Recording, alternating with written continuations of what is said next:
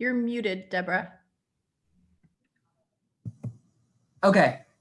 It wasn't working when I was clicking. I had to go down to the thing below.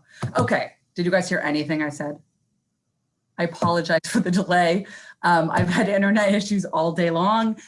So figured I would come to the admin building for the meeting, and hopefully that is the only delay there will be, at least on my end. So it is 5:07 and I see everyone right.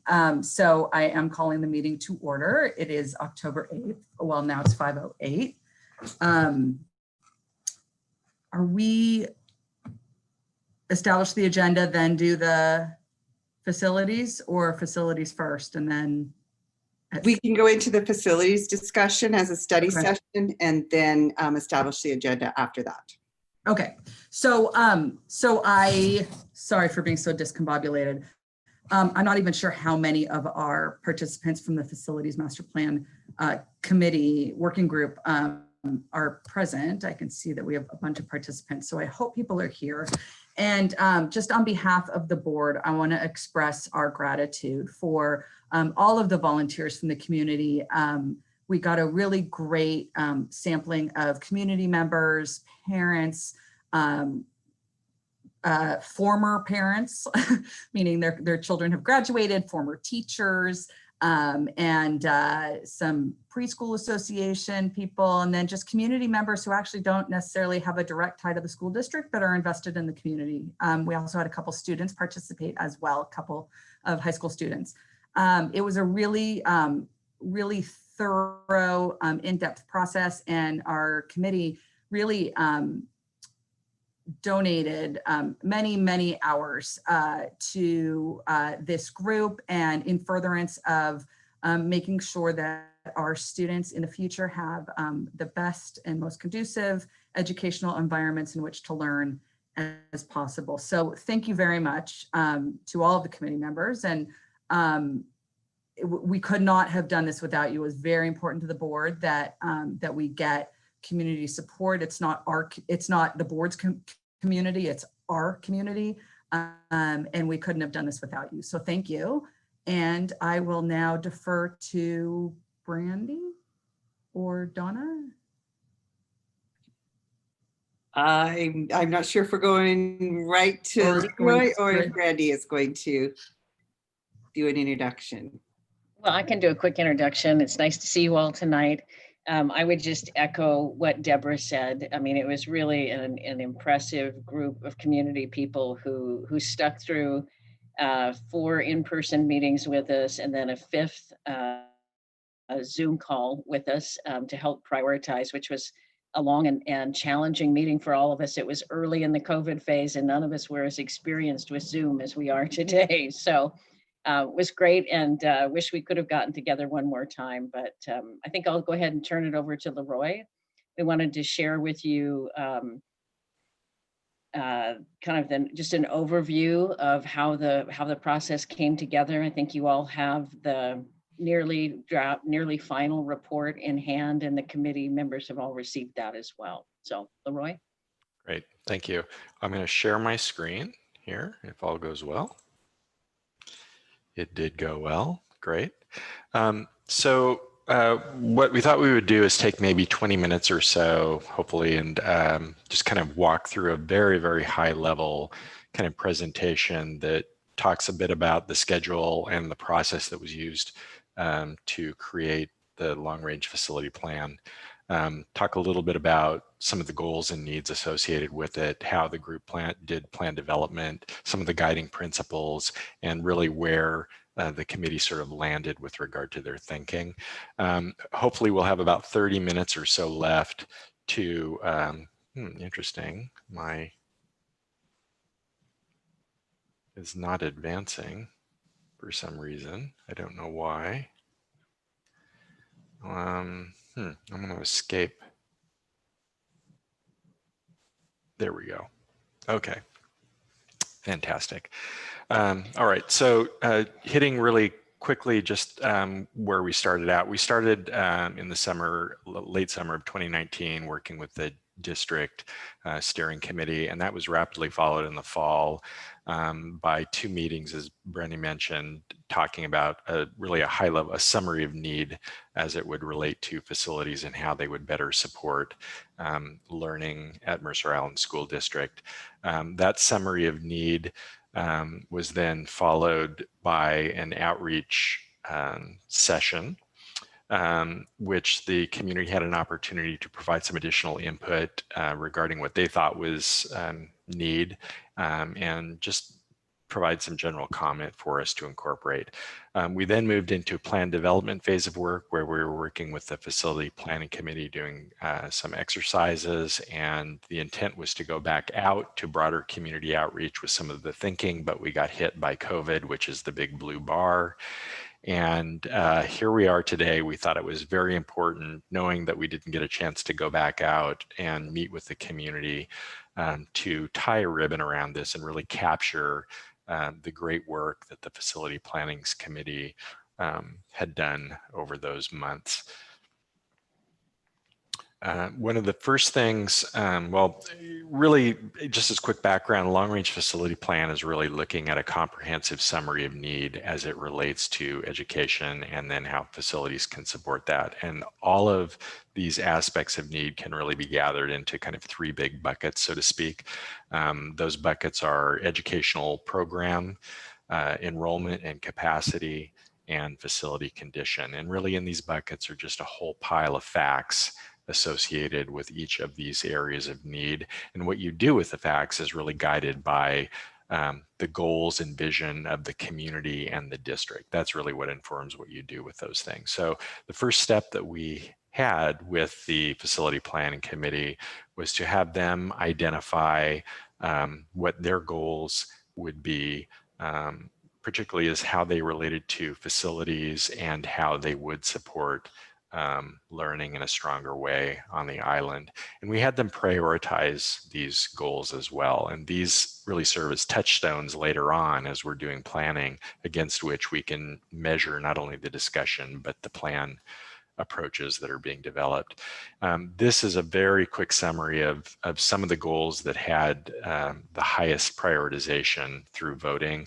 And you can see it includes things like providing flexible and adaptable spaces, improving traffic safety around schools, and that would include bicycle, vehicular, pedestrian traffic, and really connections across the island, providing small collaborative spaces and so forth.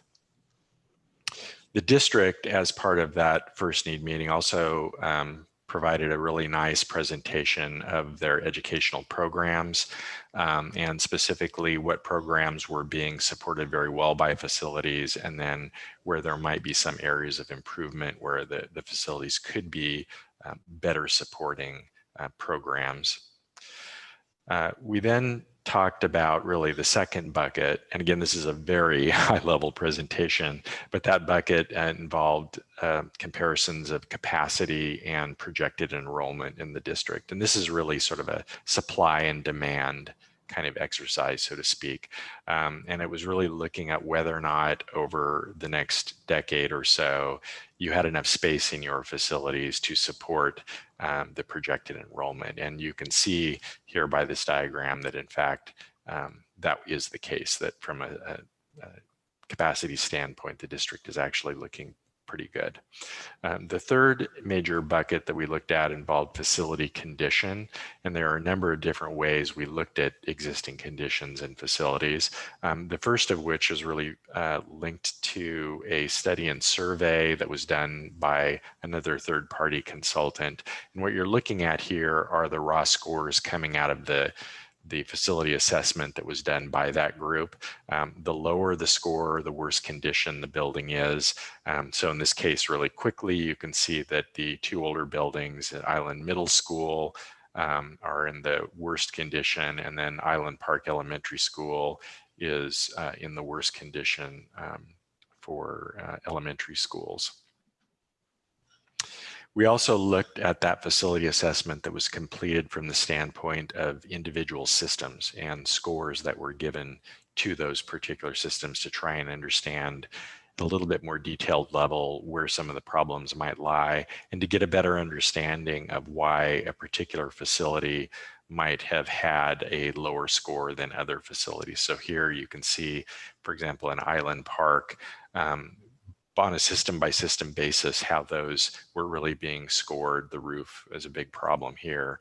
And then at the middle school, you can see how the different systems were scored. And we talked about each one of those in a bit more depth. We discussed briefly the age of facilities, the overall age of facilities, and also when any major renovations were done. So the blue bars here that you're looking at really represent when a last major modernization might have been done on a given facility. And really the question that we posed is, at its root, how long would you expect as a community member a particular facility to last, and when might its life cycle as a facility start to warrant considering doing something with it, whether it be a major modernization or replacement. The school district itself maintains an ongoing list of line item maintenance issues associated with each site. And so we kind of pulled those all together on a site-by-site basis and discussed those with the facility planning committee. And here you just see one example. This happens to be one for Island Middle School. We also looked at educational adequacy as one of the attributes of existing facility condition. One of the metrics that is commonly used to discuss educational adequacy, just because it's kind of easy to understand, and kind of nationwide districts look to it for comparison, is the gross square footage per student. And so here you see the island's facilities and how they stack up against national medians at both the elementary, middle school, and high school levels.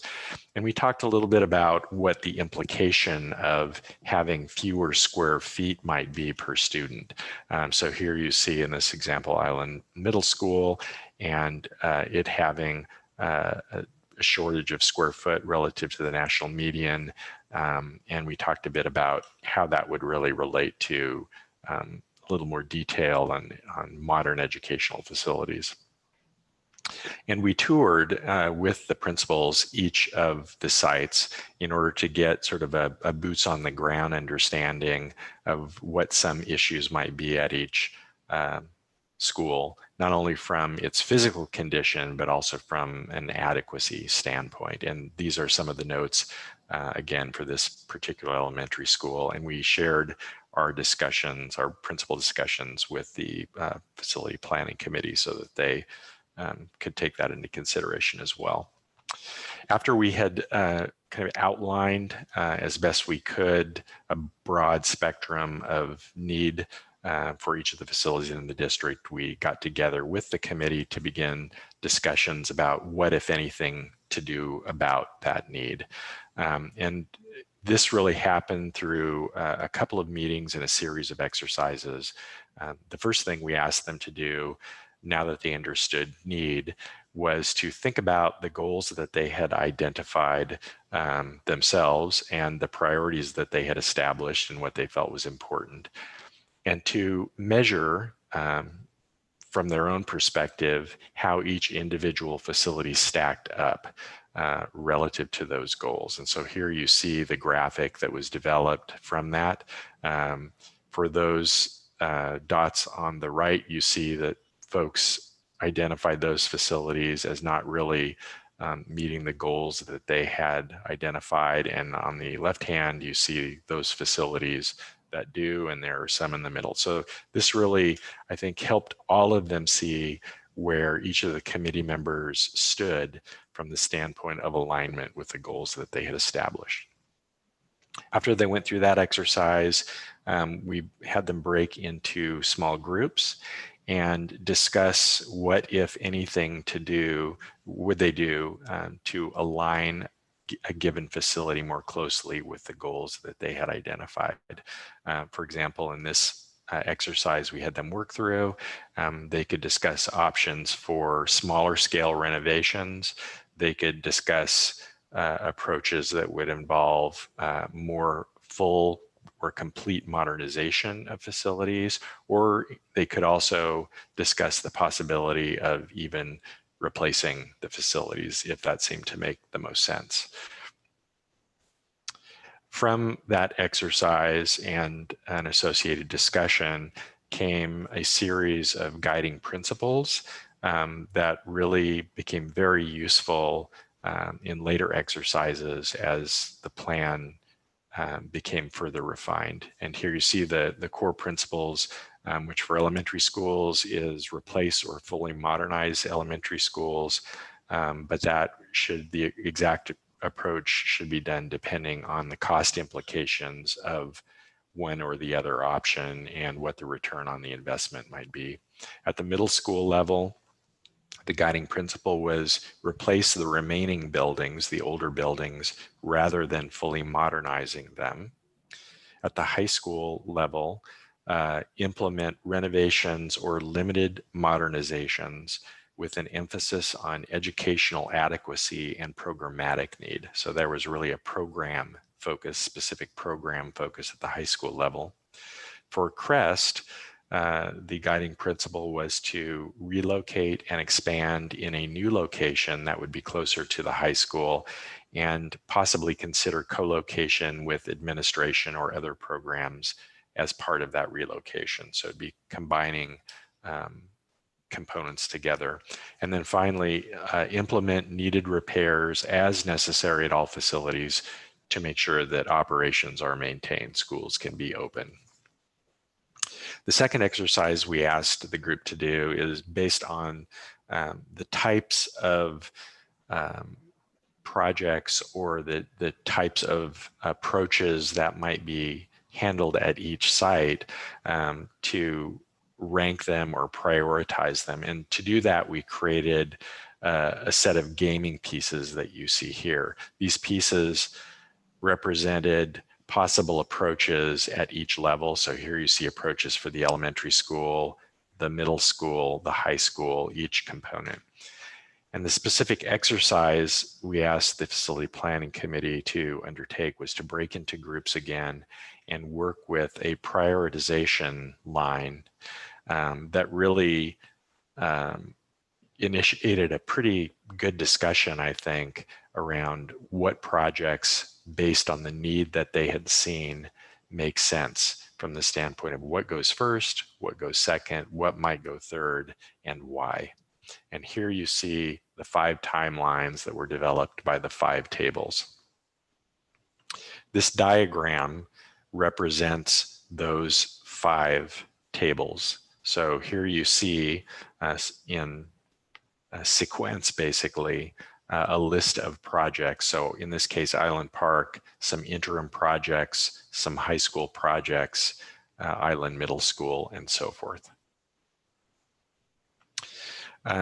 One of the things that we wanted to do, if it were possible, was to try and build some consensus around whether or not there might be a preferred approach or 2 preferred approaches, rather than just have 5 equally weighted approaches. And to do that, we recommended 3 specific strategies that we would work with the facility planning committee to sort of work towards a consolidated approach. The first of those is the concept of focusing on major projects rather than small interim projects. So asking the question, what are the big projects that really make sense to consider doing first if and when you start doing that work?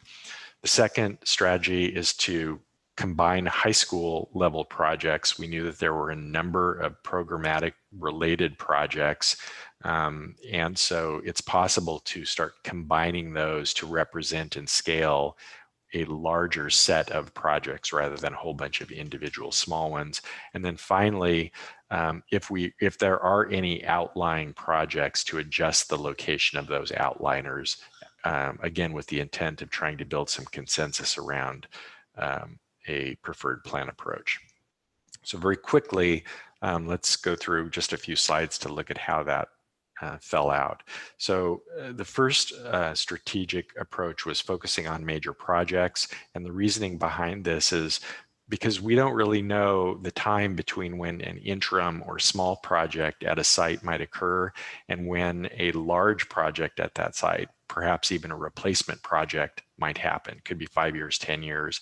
And there's also no guarantee that the work you do here would fit into, say, a later replacement if that were the approach. And so it was suggested that we not focus on these smaller interim projects, but again, really look at the major projects.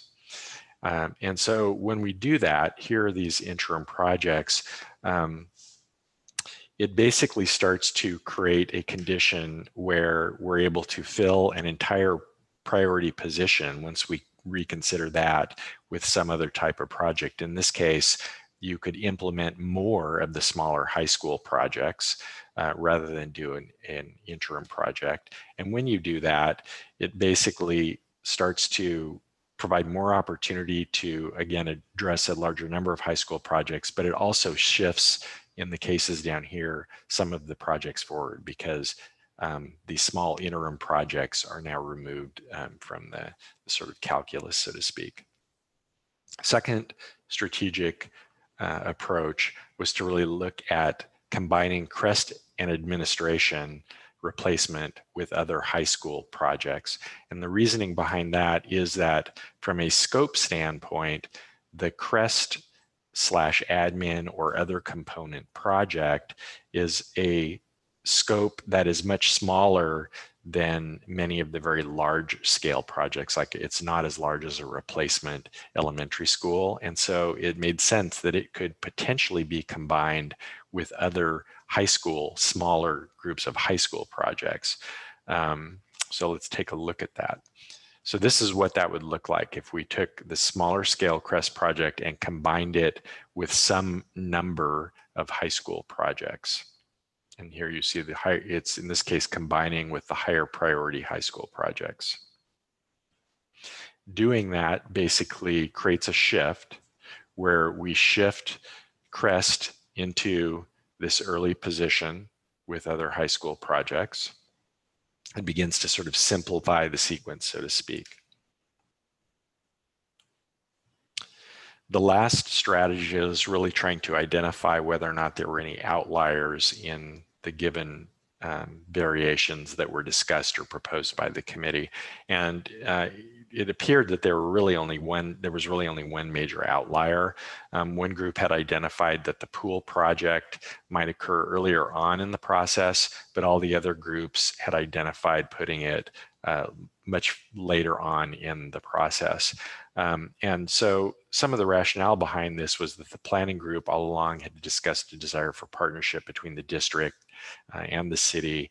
And so that there's not a lot of clarity of when that might happen, but it would take a little bit of time to sort of work that out. But the other issue was that the district had really recently invested about $3 million or so in the pool facility. So we certainly wouldn't want to undo early on in the process that $3 million investment. There was a consideration of aligning that outlier with the other consensus that had fallen within the other tables. And I want to point out that the group's voice that had identified a desire to have that pool project up front is in the report. It's in the appendix of the report, so we're not losing that aspect of it. It's still in the report. When we shift that over, what you now see is you start to see full alignment between all of the groups. All of the pool projects are towards the end, and every project in the final four are in the exact same sequence. So really, if we then look at the guiding principles and how they relate to these approaches, specifically with regard to prioritization of the first three projects, which would be the earliest projects that the district might consider doing. One of the principles was to do something at every grade level. And in fact, you see that guiding principle here. You see in green, the Island Middle School within the first three prioritization spots. You see Island Park Elementary across all of the groups at the elementary level, and you see high school crest combined with crest every group consistently. So there's a tremendous amount of consistency with regard to not only the specific projects in the first three, but why you would have improvements at every grade level. The second guiding principle that had been established was that Island Park Elementary should be one of the first three projects. And in fact, in the first group of three, you see that prioritization here. It's in a different sequence, but it is in the first group of three from the standpoint of prioritization. The third guiding principle was that Island Middle School should also be one of the first three projects. Again, it occurs in different sequences, but all of the groups are in direct alignment with the basic guiding principles that they had established. The fourth guiding principle is the prioritization for remaining elementary schools is West Mercer, which you see here, and then Lake Ridge. And that is consistent across all of the 5 tables that had worked together to develop prioritization. The fifth principle is first projects at the high school level might include CCR, shared support, and CREST administration. And so you remember we combined CREST and possibly administration and building and joined that with other high school projects. And so here are the proposed programmatic areas that might be addressed again in the first three projects prioritized. And then finally, prioritize, oops, I'm sorry. Had to move some stuff so I could see it. Prioritize improvement of spaces with core function of supporting education. And so while it could certainly be argued that there are educational aspects of a pool, people can learn how to swim and so forth, that's certainly education. The fact that the first projects are at their base really about learning and educating the community is in total alignment with that guiding principle. So very quickly, the last few slides here. After Sorry, we look, just yes, one quick item. yes, I think it's important to contrast something at every grade level versus something at every school. yes, And clearly in the elementaries, there's an ordering for the elementaries. So, yes, and that's definitely important for the community to understand. Yes, thank you for that sort of clarification. Is this is proposing or looking at a specific sequence, and you can see it's completely consistent among all 5 groups for elementaries, a sequence for those elementaries. And this is not to say that at the same time some type of work could very much be done at the other elementaries too, as they wait for a more robust approach to address their needs later on in time. One of the things that we did notice is that there was actually one possible iteration missing from the first 3 projects. So we suggested, just so that we could broaden the discussion again and make sure that we had discussed and left no stone unturned, inserting a 6th sequence that would actually round out, and I don't know why I'm having trouble here. There we go. That would actually round out all possible iterations for the first 3 projects. And so that would be the addition of this sequence. And again, this was not a sequence that was developed by the Facilities Planning Committee. It was only inserted to make sure that we discussed every possibility with regard to the sequence of the first 3 projects. Again, aligned with the guiding principle of doing something at every grade level as soon as you can.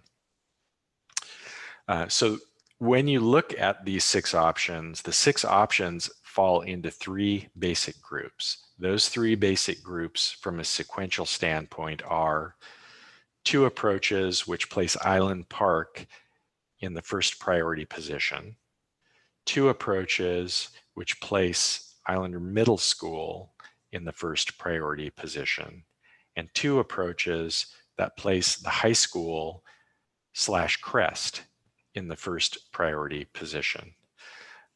We asked the planning committee to essentially vote and based on everything that they had known, all of the discussions that they had, give us an idea of which one or ones made the most sense to them. And what you're looking at is the voting that took place. This was during our last meeting.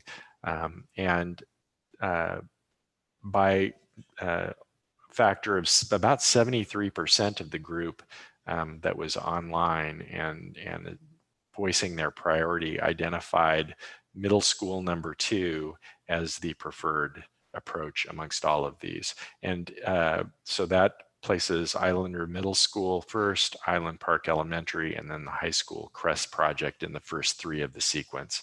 And if you consider this second group here, 3 additional people also put Islander Middle School first.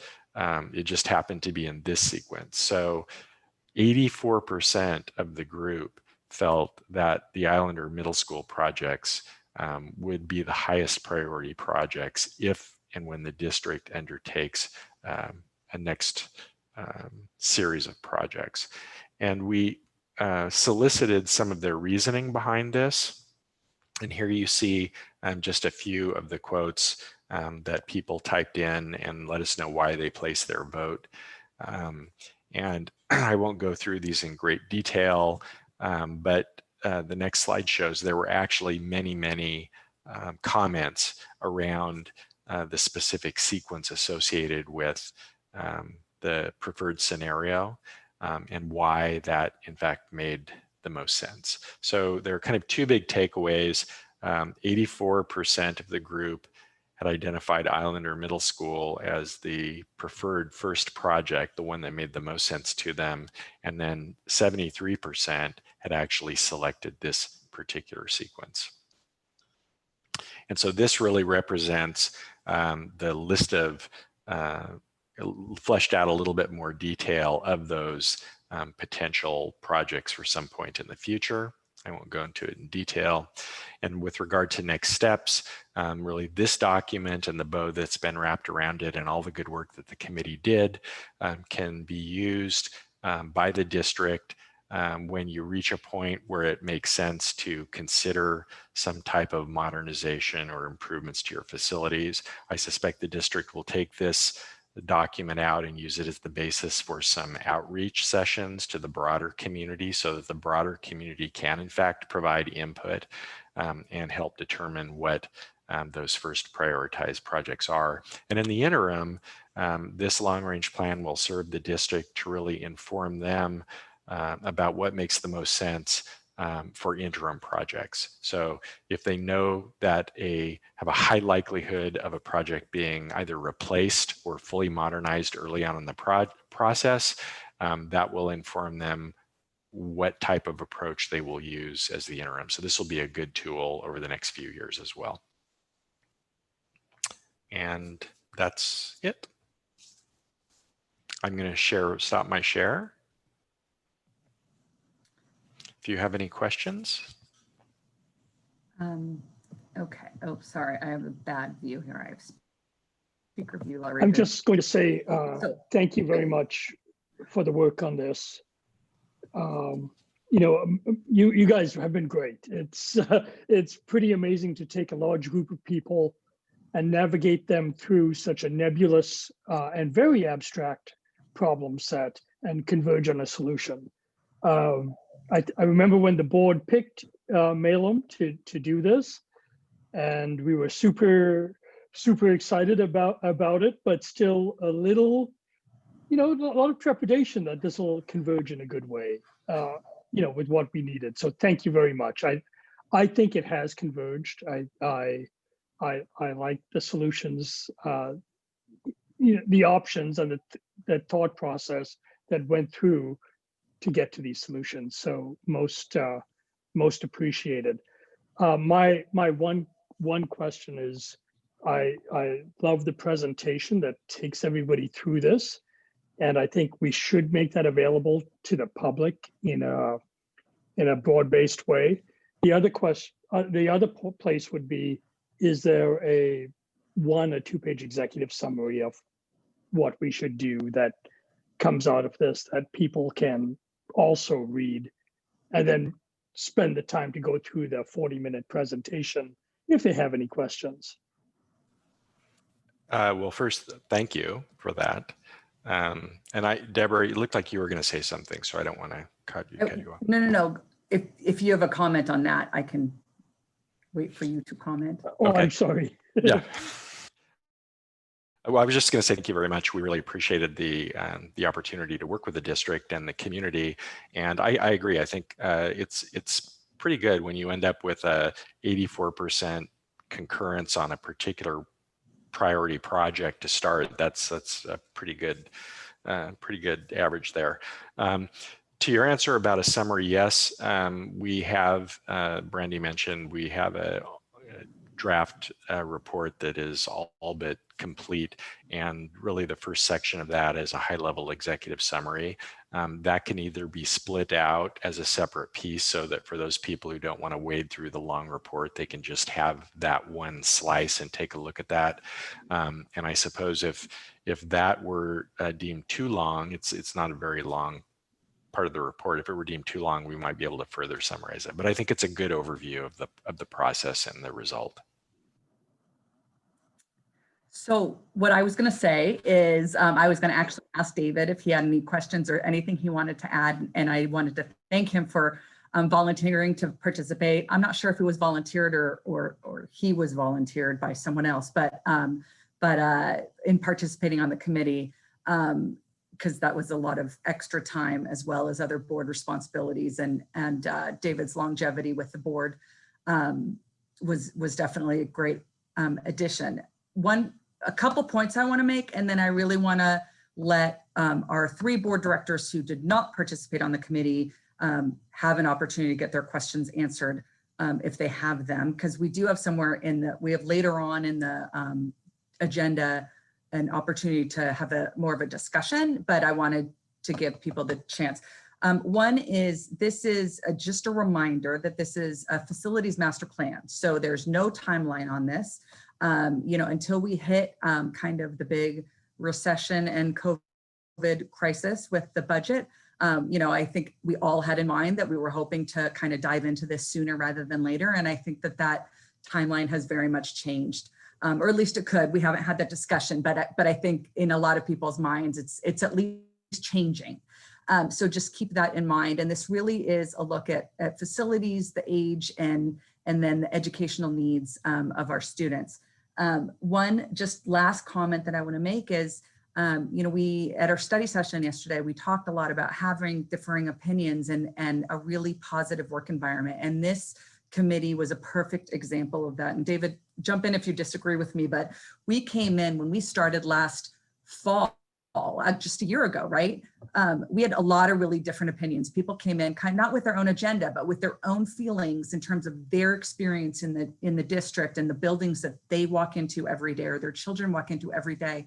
And we walked out with a huge, very much a majority recognizing the need and taking a step back from, I want my project done first to how can we benefit the community and our students in the best way possible. So it was a really great experience. So thank you to Brandy and to everyone at Malum.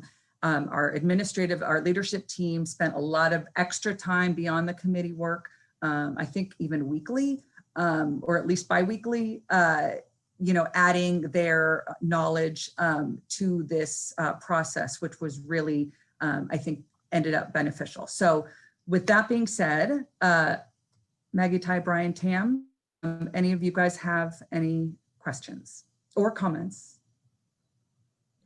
I don't have any questions. I just wanted to echo the thanks, and also really enjoyed the presentation, sort of seeing what looked really overwhelming at the beginning, all the different options kind of like consolidated. That was well done. Thank you. I just echo that the presentation was very clear. And even though I wasn't a part of the workshop, I felt like I was. And so this is really the best participation is to hear, you know, the work that has been done by so many people. So thank you to all those who participated, and thank you for presenting it in a way that is so clear. And we hope that we are able to take this and further educate our community so that they have similar understanding about this whole process. Thank you. Yeah. Absolutely echoing appreciation for the Malum team, for our administrative team, the staff, the community members, everyone involved in working through this process, especially during a really difficult time. I think this is a great representation of the district's work towards a fiduciary responsibility and a shining example of prudent financial management. Because this is a major undertaking, and this is the first time that Mercer Island School District, at least in recent history, has had any sort of a long-term facilities master plan. So this is a cornerstone of a really great school district. I also want to say that I think that your community engagement was really effective and meaningful. These work groups that worked through and the way that you were able to facilitate that is amazing. And it produced a document that is incredibly robust, has so much information and a lot that people can get their teeth into to really understand the process, and the information was there, especially with all of the additional information. So yeah, great work. Thank you so much. Thank you. So Donna, Fred, any comments, questions? I know that there was a Dropbox and the board did have access. I think I sent it, did an update a while back now to the executive summary report. It was about 60 pages. So you do have access to that. And then I know we're working on the big one, which is going to be a book when it's bound. So as President Lurie mentioned, we do have this on the agenda for some further discussion if the board wants to memorialize this long-range facility plan in some way within the operational expectations. We can talk about that later on in our meeting. But I am going to miss our frequent meetings with Leroy and Jennifer, and of course, Brandy in there as well. We have spent a lot of time together, albeit the last several months in this format, but it has been a joy to work with them. They've been a great part of our team, and we are thankful for the work and the insight that they've given us as a team as well. So thank you. Thank you. The feeling is mutual. We really enjoyed the process and the community. It was great. Yeah, thank you. Could I ask a question? Yep. So one other question would be, is there any advice you can give us on how do we socialize this document or this report with the community so that they can, you know, provide more detailed feedback now before we're thinking about a bond or anything else like that?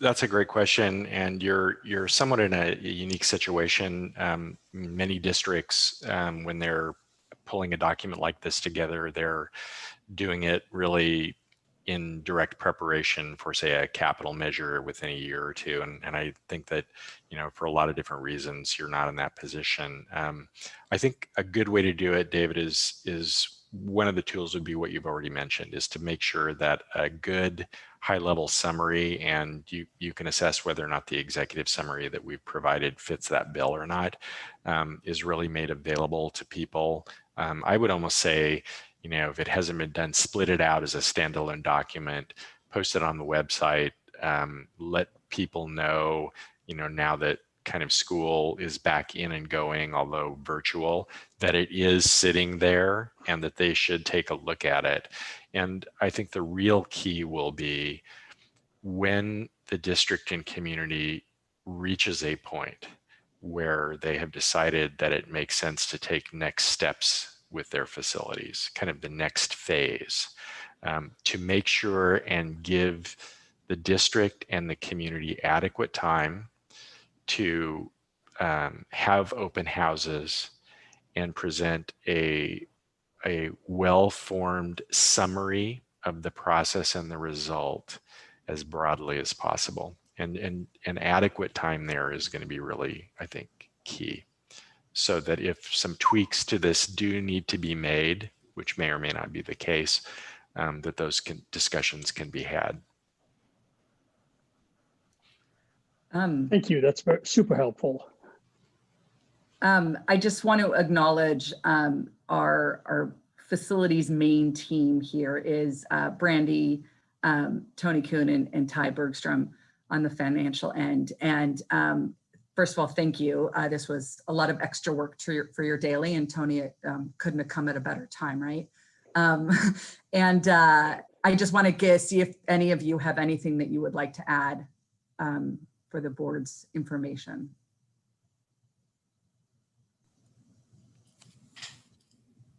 I'll just pop in and say that I thought it was a great experience being able to work with members of the community in a way that we don't normally get to interact with them. Being able to hear their perspectives and their voices as parents and stakeholders, and really give them an opportunity to have some ownership in the development of their community's school buildings. That's not an opportunity that comes very often, to give them that level of engagement and ownership, and see that this plan is the fruit of their work, and it's something that they should be able to take pride in, and engage with their other community members about it in the future. So it was a great opportunity. Yeah, and Deborah, I would just add, and I think Leroy mentioned this at the end of his presentation. I mean, this is already providing a great tool for us in scheduling out the levy work that we talked about a couple of weeks ago, and in making wise choices about which building to re-roof and which building to put a boiler in, and those kinds of things. It feels like we have some very clear direction, and it may shift a little bit, but we know that Lake Ridge is not the first building on the list, right? And so it's worth putting some investment into that, because it's going to be here for a while. So it's very helpful even today. Unless we get a giant donor who wants to just do it, but hey, if there's anyone out there, we'll take it. Yeah, that's right. All right, anyone else? It's 5:55. We're scheduled till 6, but anyone have any final questions, comments? We will, like I said, have an opportunity for the board to discuss next steps, if whatever they might be, later on in our agenda. Okay, seeing none, I will thank you very much, Leroy and Jennifer, and the entire team at Malum. And I think it's 5:55, so why don't we do a 5-minute break? We'll start up our regular meeting at 6 o'clock with the establishment of the agenda. So thank you, everyone. Thank you. Bye-bye. Thanks, everyone.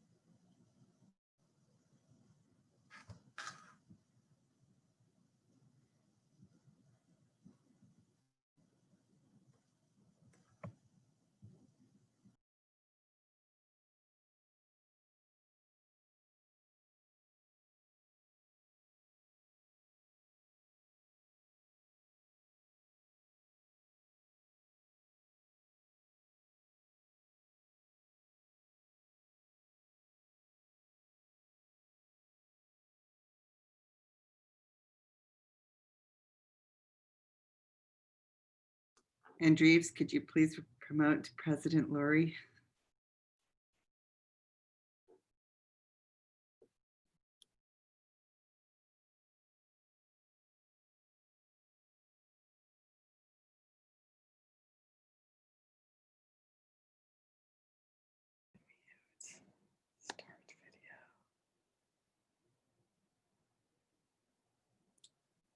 I got promoted again. Thanks, Andrews. Just still waiting a minute for David. I know Paul's there, so yeah. And David's Sorry, here. I'm with here. everyone. All right. I was just switching over to, will someone talk so I can make sure I've got my speaker on? You're Testing. all good. Can you hear me now? No, I can't. Okay, I was afraid of that because it was very quiet. One sec. It should be working. Unmute your speaker. Can you or hear me now? increase volume. I don't know how to use Macs. Audio settings. Fred's coming to help me. Okay, I think I got it. No. Sorry, everyone. Wrong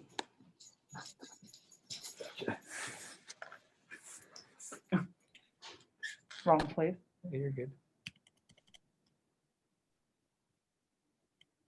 Let's try that. Okay, someone say something. No. Testing. One, Oh, two. there we go. Thank you. You can hear me, right? Okay, perfect. Okay. Sorry, everyone.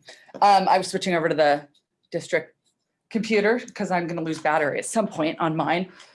Okay, we are coming back to order. It is 6:03. And I am looking for a motion to establish the agenda. I move we establish the agenda as published. Second, Any discussion? The motion is to approve the agenda as written. If you agree, please indicate by saying aye Hi. or showing me aye in some way. And any opposed, say nay. All right, and I vote aye as well. Motion passes. The agenda is established by a vote of 5-0.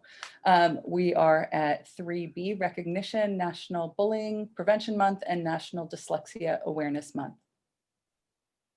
So we have three recognitions that are traditional and significant for the month of October. The first one is National Bullying Prevention Month. And even though we are not in our buildings per se, this is still really an important part, particularly with regards to our focus on the whole child and social emotional learning.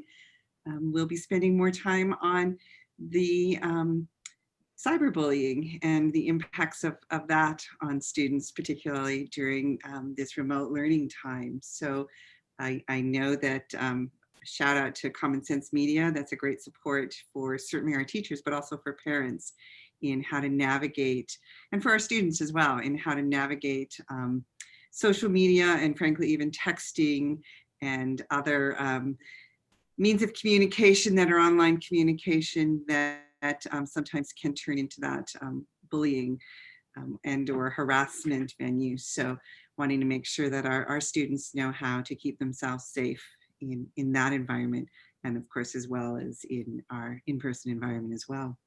The other two recognition celebrations for this month are somewhat linked. The National Disability Employment Awareness Month. This one is certainly around employment, but I think it is a great indicator of the work that has been occurring in our buildings. We have approximately 41 students who are attending in person on our campuses. And one of those groups is our ATP, our Adult Transition Program. And the work that is being done with those students to help them integrate into potential employment is phenomenal. It is a bright spot of my day every day. From where I sit here in my office, I get to see them coming and going. It's not much more than a wave through the window, but it is absolutely fabulous to see them every day. I had a brief chat today with our teacher who's doing an amazing, one of our teachers who's doing an amazing job with these students in finding ways to support them and get them skills to increase access and opportunity for them. And then also indicative of this month, a lot of the work that we have shared with the board in the letters training for our kindergarten and first grade. In particular, for that literacy training is work that embraces the dyslexia bill that is in place, and is also work that can be celebrated during National Dyslexia Awareness Month, to awareness and understanding about dyslexia and the tools to increase better reading skills. And we know that our letters training that we have, we're in our 3rd year of implementing that training across our elementary schools to really support our teachers in knowing the science-based strategies for teaching reading and literacy to our youngest learners. So those 3 are very timely for this month of October. Thank you, Donna. I just want to take a moment. Donna informed the board late last week and just acknowledge the loss of a longtime Mercer Island School District employee, Gail St. George, who is the reading specialist. And I know she also did a lot of the 504s for many years at Island Park, passed away in the last couple of weeks. And just wanted to acknowledge her loss. It is a tremendous loss, not only the Mercer Island community, but especially the Island Park community, where she really was a fixture and there for many years. So just want to express our condolences to her family. I don't believe we have any public input, so I'm not going to read anything. And if there's anyone listening, we are doing public input, and you just go to the website for instructions on how to do that. It does need to be ahead of the meeting, but just like an hour ahead, where we need notification, and there's a form to fill out on the website. And next are most of our favorite part of the meeting, the student representative report. So Paul and Morgan. Hi, everyone. For this report, we were able to reach out to administrators from each of the schools, as well as meet with students in the superintendent advisory meeting to virtually discuss the past month of school for students across the district. At Northwood, students have started the school year off by collaborating and learning how to be safe, be respectful, and be responsible during remote school. Each month, Northwood incorporates a positive learning trait into their social emotional learning. This month was resilience. Students had the chance to attend an all-school assembly where they read the picture book Sticks by Diane Albert, and then were challenged to decorate a popsicle stick as their resilience stick, something to remind them to be resilient when things aren't going so well. Teachers at Northwood have been starting to organize lunchtime get-togethers to allow kids to interact with other classes of students, as well as Friday class activities such as a mystery project this past week. Teachers have also begun classes with riddles for students to respond to and solve. At West Mercer, teachers have been starting each day with a morning question or warm-up activity to get students engaged and excited to start their day. Many have also been asking for student feedback at the end of each week. Both the West Mercer Student Council and Choir are meeting remotely, and students are enjoying spending extracurricular time with these groups. And additionally, at West Mercer, they participated in the Sticks activity with an assembly. Finally, West Mercer teachers and staff wanted to express that they're working hard preparing for their youngest learners to return in person safely soon. Both the students and teachers are excited to get back into in-person learning. Over at Island Park, the principals have been doing weekly wrap-up videos filled with important school events from the past week and plenty of cheesy puns, which had some of our 5th grade representatives at the superintendent meeting giggling. Unfortunately, we were not able to get in touch with Lake Ridge Students or administration this past month, but we look forward to hearing from them soon. Students at IMS reported positive feedback toward this year's Schoology setup and felt that it was much more structured than it had been last spring. Some even felt that it was more organized now than it had been when we were in person. Tools like Week at a Glance folders seemed to be very helpful. And 6th graders also got the opportunity to visit the middle school campus to look around, get more acquainted with the school, and also get their picture taken. Also at Islander Middle School, the leadership class has been providing students with daily video announcements. The IMS counselors have been hosting the Girls Group, Sources of Strength, and Fun Fridays during lunch periods. And clubs have started up for activities such as Drama Club, Dungeons and Dragons, and Just. So at MIHS, we have continued with the online learning format, and students have begun to adapt and find several different ways to connect beyond the classroom. Band has been working on virtual concerts and have started participating in porch concerts on Thursday nights. These are when at a certain time in the evening, all members of the band will pull out their instrument and play a song outdoors for the neighborhood to hear. They hope to extend this fun new tradition to the elementary and middle schools for sort of a makeshift island band night, but are still working out the details for that. Our radio station is still broadcasting, and students are finding a way to make it into our building to continue to produce moving stories and shows in their radio class. Several of our clubs have started holding online meetings as well, with clubs such as Green Team Meeting, Unified Sports beginning their robotics season soon, and Sexual Assault Awareness Club starting up in its first year.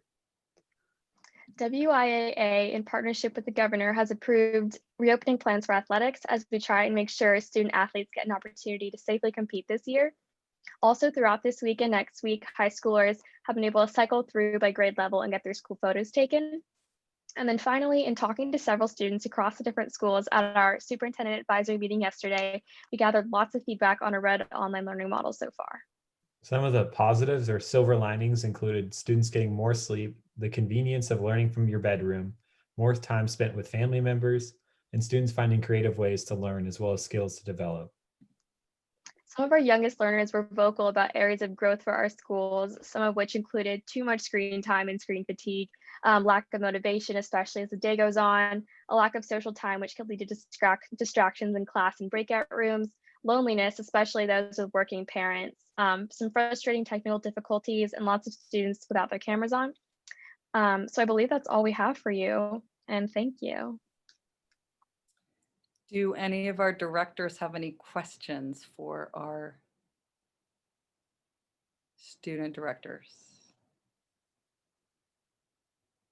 Okay, I don't see any questions. Thank you guys so much. That feedback is really helpful. And I know it's the highlight of our superintendent's month to be able to meet with her advisory group. Just going through a little withdrawal of not seeing students all the time. So thank you guys very much. And please keep us informed of how you guys are all doing. Moving on to our superintendent's report. Yes, the students did a great job of reporting on the, we asked each of the students to give us a strength, a silver lining, we called it, and then something that was a weakness, something that we needed some growth on. And they nailed it. And I think a lot of the things that our students shared were the same things that we as adults are feeling as well, a sense of missing our friends. And the kids said, their friends and their teachers. And it's the same thing as we have the opportunity to talk with teachers. They're missing their friends and their students and even other teachers. It's a different format for us to be in. So superintendent report, moving forward, our reopening plan. Let's start with that. So 2 weeks ago at our meeting, we kind of talked to you about, we were in the orange learning. We were at a number within the decision tree for the cases per 100,000 that allowed us to build our in-person plan. And we discussed with you our kindergarten and first graders still being our priority to come in, and setting a date for that, which we did as October 19th. We also talked about how to manage for our 2nd through 5th, which was our area that we were most working on for scheduling pieces, and our 6th through 12 as well. How do we bring more students in for those groups? So we did a survey, particularly for our elementary families, to really find out how many were still really wanting to come back for in-person learning, how many were still reluctant. We had done that survey earlier in the summer, but we felt, let's go back out again and see where people were. And I hope I'm going to get the numbers right, Fred, so be ready to jump in if I don't. We focused first on our KM1 because that's the group that we're working on to be ready for. And we had about 20% of the students who are currently not assigned to Red Remote or MI Online. Families say they would like to continue in remote learning. Another 50% of our first grade families who were not in Red Remote. Overall, it came out for the total enrollment in our KN1 at about a 25% of our students who in our families in those grade levels said, no, we want to come back or I'm sorry, 25% who don't want to be back in person. So about 75% who are. I can guarantee you this is a conversation among superintendents because everyone is doing these same kind of surveys, and our numbers were a little bit different. Most of our colleagues were sharing numbers in the 40 to 50% of families saying no, they weren't ready to return to in-person, but would rather stay remote. So with those numbers, it means some more adjustments for us as we prepare to move forward for in-person, some more staffing adjustments that will need to be made in order to do the best that we can to meet the desires of families who don't want to return to in-person. We felt we were pretty clear in the survey that adjustment would occur based on, again, numbers of students and the staffing that would go along with that. So we have been building a plan to adjust our staffing for that. And as we've been moving sorry, real quickly, are you saying you're going to be able to accommodate the needs of the parents? We believe so for KN1, yes, that we'll be able to assign students to Red Remote all year classes. There will be some shifts in staffing. So we won't be able to transfer, because it's all over the district where the families said, we want to have Red Remote. So we don't have just one class. It's going to be, it'll be one class from 4 schools that will be assigned to the Red Remote. So there will be some teacher changes, but we are able to staff it. I think both teacher and cohort changes, obviously. Mm-hmm. The students won't be with the same students they used to be when they were remote. Correct. Yeah. Correct. The other information we need to share is on Wednesdays, and it's just about every Wednesday now. Superintendents in King and Pierce County have a standing meeting with our respective Department of Health representatives. For us, it's Director Patty Hayes. And Patty Hayes does come in our Wednesday meetings to give us an update as to where we are in the transmission rates, where we are in the numbers on our decision tree. So she was at our meeting on Wednesday morning and shared that she had some concerns that the numbers were increasing. She did state that she felt that they were going to be staying in the moderate range, but that there was a spike due to a couple of incidents that have occurred in our King County region.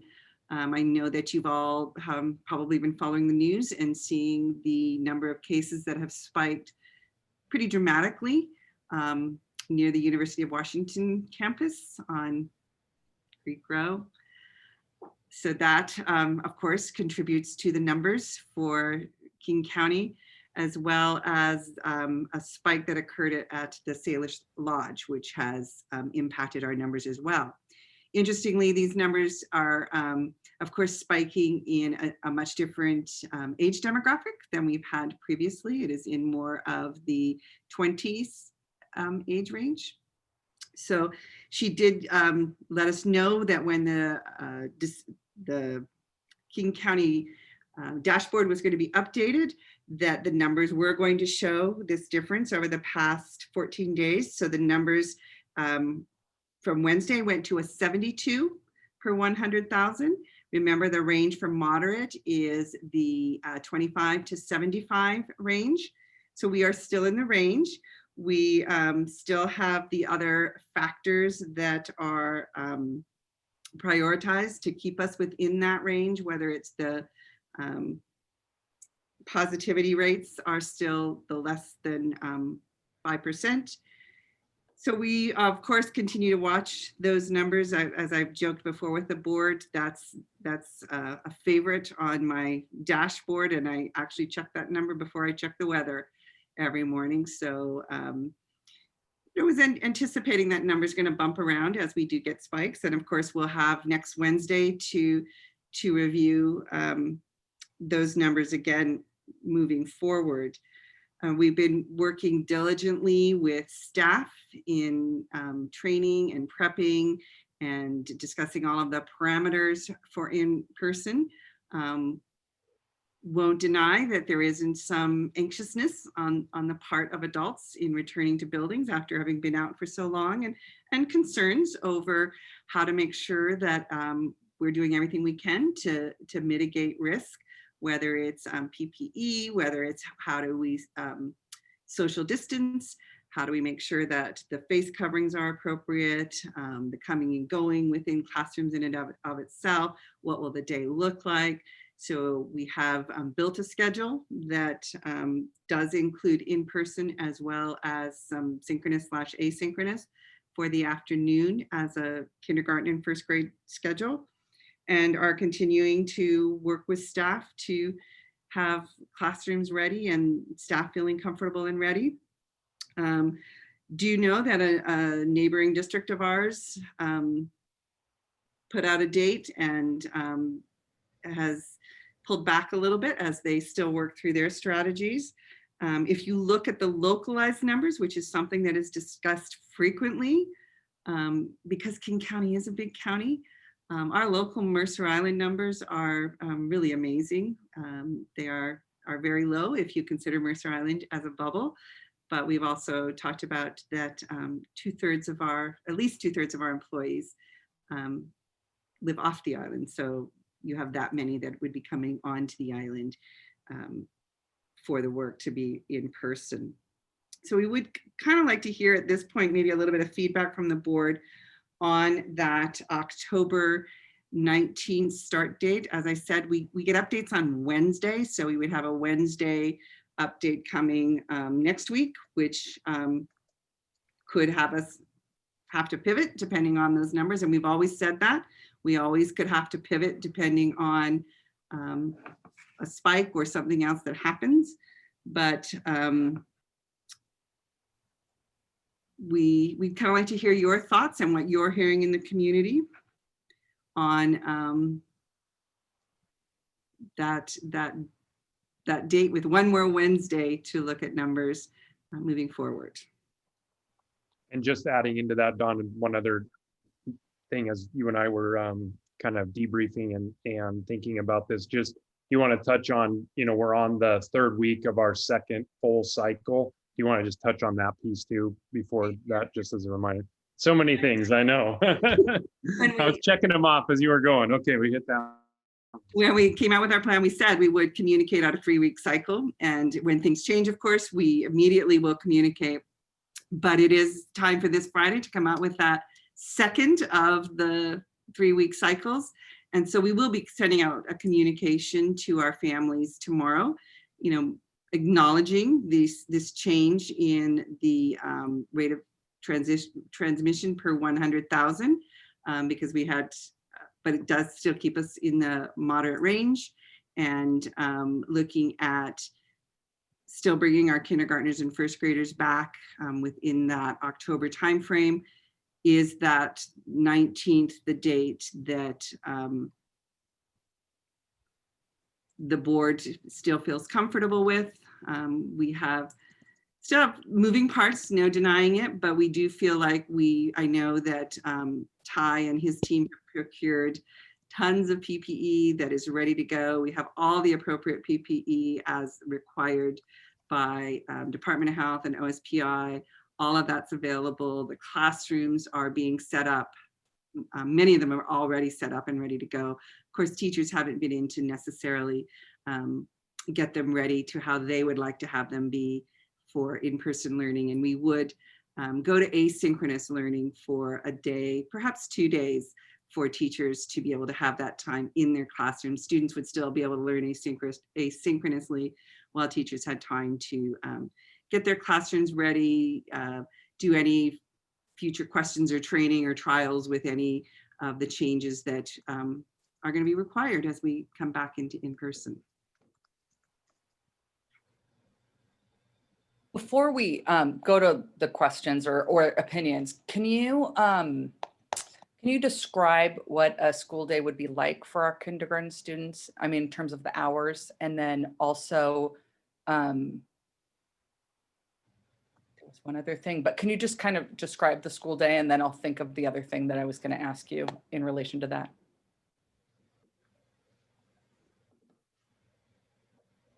You're muted, Donna.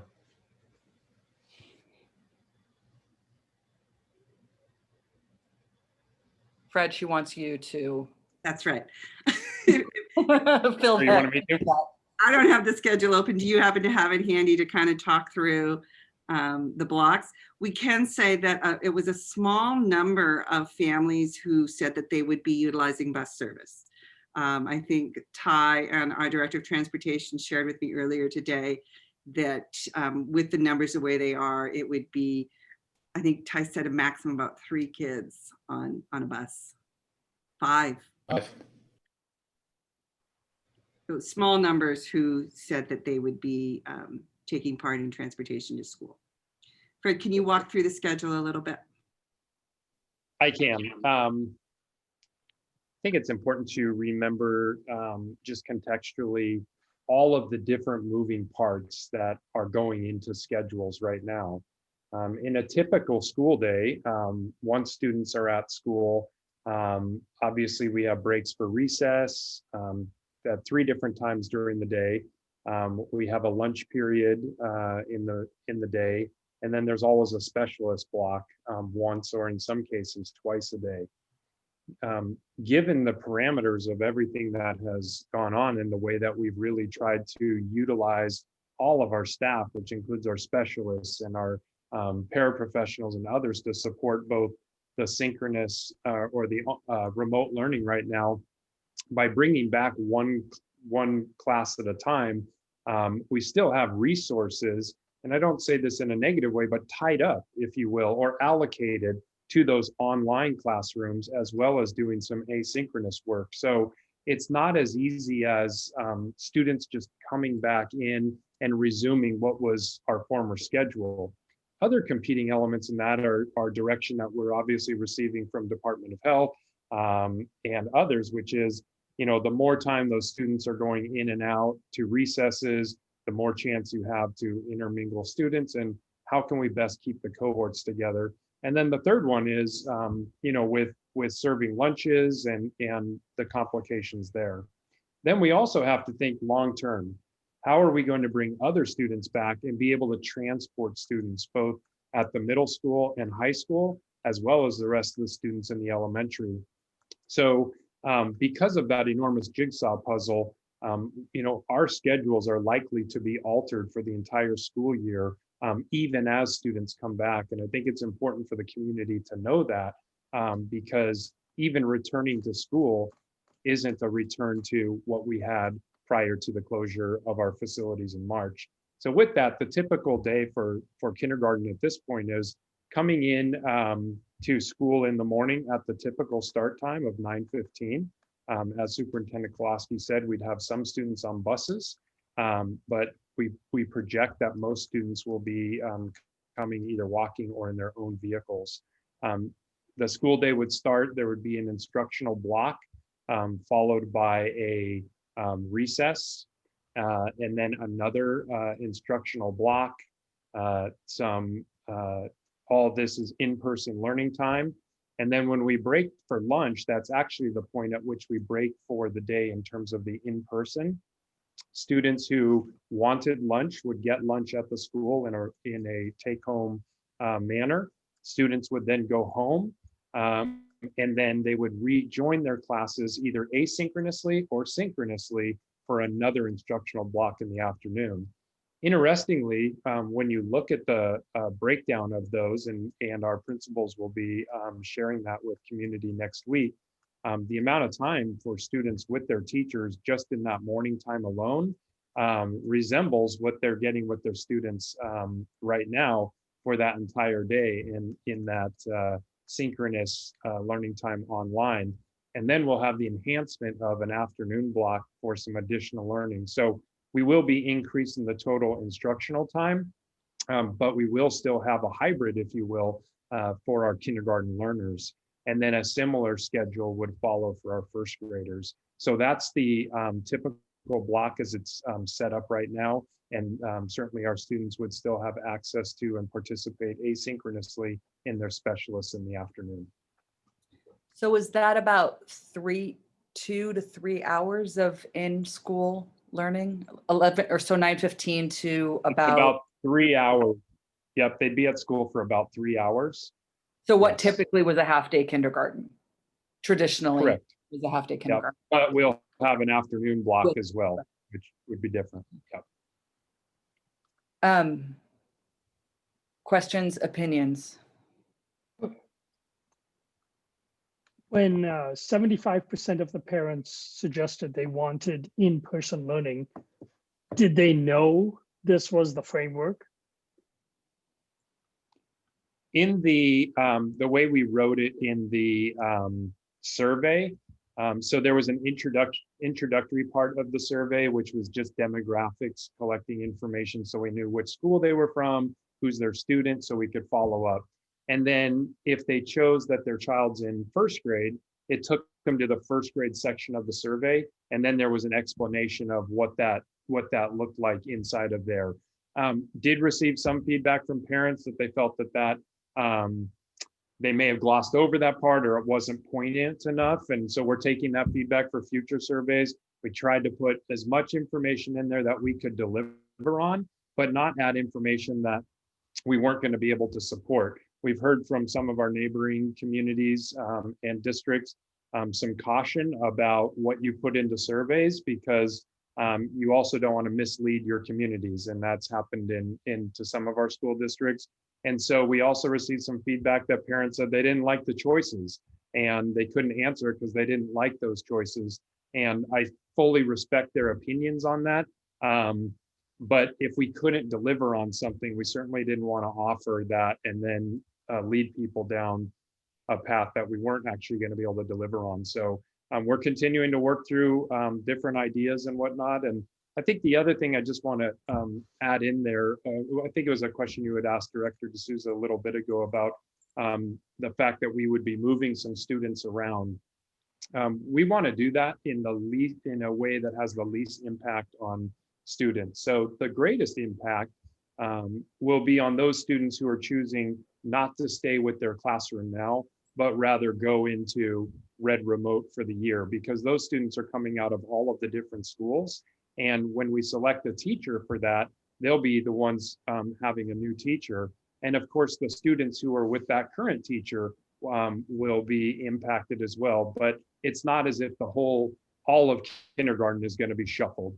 We are really trying to minimize that to the best of our ability, make sure that we are honoring certainly the relationships that are being built and also fostering the new ones that will be created. Thank you, Fred. I will preface by saying I totally appreciate how incredibly accommodating this district has been, and anywhere where we don't do anything that the parent requests, it's just because it's completely an insurmountable request.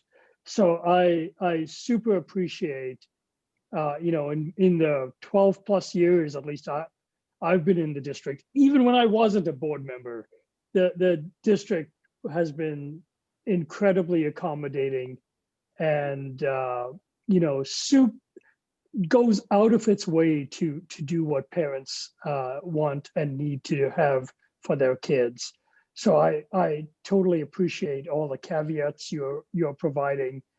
And I know that there's an incredible amount of work behind the scenes to make all this work. So thank you very much for all that. And I do hope parents recognize that, but certainly the board members will recognize that.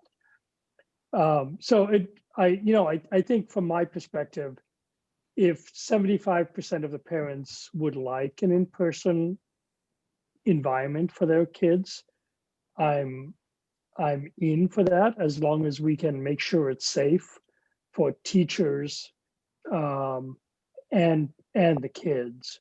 And that means all the standard CDC requirements, small cohorts, and effective utilization of our rooms and things like that. So I appreciate that. Thank you very much, Fred. We've actually been looking at the numbers and reconfiguring based on the surveys. Many of the classes will be even smaller than we had originally set them up, because of course now students are moving into the red remote. So we had done, Tony had done a great job of really figuring out the 6-foot distancing in all of our classrooms and knew exactly what we could do at each of our schools.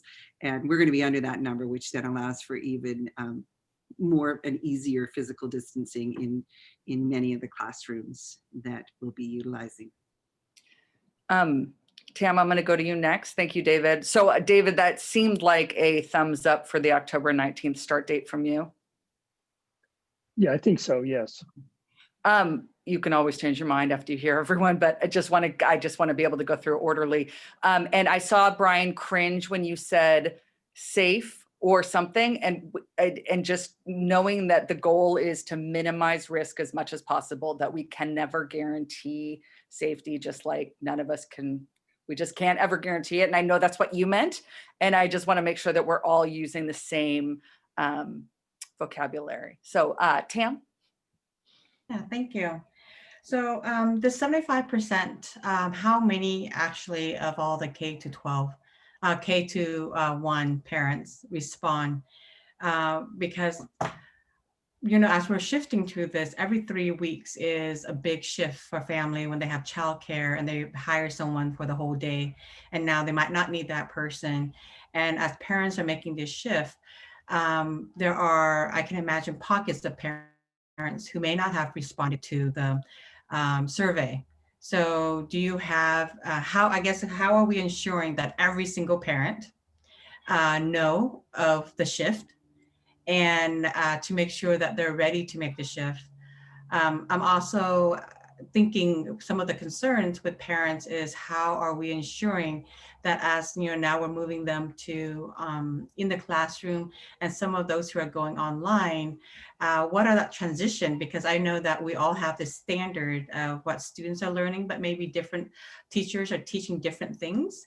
And within that week, is it going to take a week to kind of get everybody up to speed? So that's this kind of logistic I think parents are going to be concerned about, and if we can help address that transition. And then if my kid gets sick, you know, what happens if I want to go, you know, on campus and school, but then they're sick for a week or two? Do I move to the on? And so just, I think more situations that will happen that we can proactively answer for parents as we're moving through this. Tam, I can address your first question regarding the survey. We asked for identify themselves on the survey. So then each of our elementary principals and staff went back and circled back to everyone who said, yes, I want remote, to really clarify with them what that meant, as well as if there was someone who didn't respond, reached out to them via phone call or the best way that they could get a hold of them. And the last, when I met with the principals, it was earlier this week, they were down to very few that they had not been able to connect with. So we're making that one-on-one connection with every single one as we can. And I think that's a blessing of our district that we're able to do that. And I appreciate all the teachers and administrators who are doing that. Can I just jump in? So I think the question you asked is a good one in terms of sick. And I think there's a difference between, you know, a regular sick kid, like out for a day or two, versus what if a kid basically is not sick but needs to quarantine? And we certainly want to encourage that. So Tam, I'm sorry to jump in on your question, but is there a plan if a student needs to quarantine in terms of, and they're missing their in-class learning? And even that quarantine, Deborah, but you know, now even if we have the flu, before I might put my kid back after 3 days so the fever's gone. But now I'm going to make sure they won't go for like a week and a half. right? And so I think this sick period is going to be a little bit longer for any kind of sickness, whether quarantine or not. Yeah. So it's similar when a student is sick with the flu, they may not be able to attend even remotely. So that would be similar to an illness when we are fully in person and a student is out ill, we have practices of how they can get that work from their teachers, and the teachers know they are absent, and of course parents call it in and check on it. We're working through with staff a plan that if a student does have to be out for that longer time, totally acknowledge the potentially 10 or more days if a family has to quarantine. How do we use our learning management system to its best advantage? And is there a way to, particularly with our in-person, is there a way to use some of our technology tools to allow that student to have some access while they're at home, as long as they're well enough to at least have some semblance of participation beyond just a packet of here's your work you missed. But it won't be as easy as just that student going to the red remote classroom, because as you had just said before, they may not be in the exact same spot. I mean, it might work out, but I highly, it really probably will not. I mean, they're in different spots or cadences throughout the year. And so it will be working with the school, with the family, with the teacher, and the class on that. I mean, because I think we really need to be encouraging people to follow the CDC guidelines. And if they believe they need to quarantine, we really want to obviously have them follow those guidelines. I mean, they're required to follow the guidelines, but providing as much of a robust service as we can during that time will certainly encourage people to follow the guidelines. Yeah. But just to clarify, we won't be able to say, oh, here, go over and be in this red remote class for these two. Right. Because those classes will have class limits on them, just like our in-class will have limits based on physical distancing. We have contractual language that will have our classes set at a certain number. And right now they look like they're going to be pretty close to that number as we've built them. So it is really working with our individual families and teachers and principals as to how do we support our families that do have to go into an extended absence. Tam, do you want to give your opinion? So I feel comfortable with the K-1 model as explained right now. And maybe this, if we're focusing on this, we can flesh this out more. But I would like to also put like the 2 more questions for that maybe discussion after this discussion is I would like to hear more about the rest of the survey results, when people for the 2nd grade and above, what are our plans? What are we thinking right now? And I would like to tease more apart about when people say they go back or not, and then with the nuance about less instruction time. Right, so just kind of hear more about the result of that. But if this is just a K-1, I like the plan, and I appreciate the fact that you're reaching out to everybody. And I would push for actually, can we extend lunch a little bit more, even though at home, when my son, he gets out at 12 and he has 45 minutes, is actually quite short. And so I'm thinking for those who are taking the bus, it's going to be really a hustle to get out of school, get on the bus, eat lunch, and then go on to the next. So I would think a little bit about extending the morning and the afternoon session if we're for the K-1. Maggie Tai? Yeah, so I wanted to say that I really appreciate I like this approach, and I appreciate the tremendous juggling act that the district is doing in meeting the health guidelines, which are constantly changing, and the public safety guidelines, the health guidelines, and making it fit into our unique district's requirements, kind of like our physical space and the needs of the kids at this level. So I think it sounds like a very solid plan. I really appreciate there being the red online learning option, because I think that's going to make this situation a lot more doable and a lot more manageable for a lot of families that have particular health concerns going on, or just their comfort level is not there with going back in person.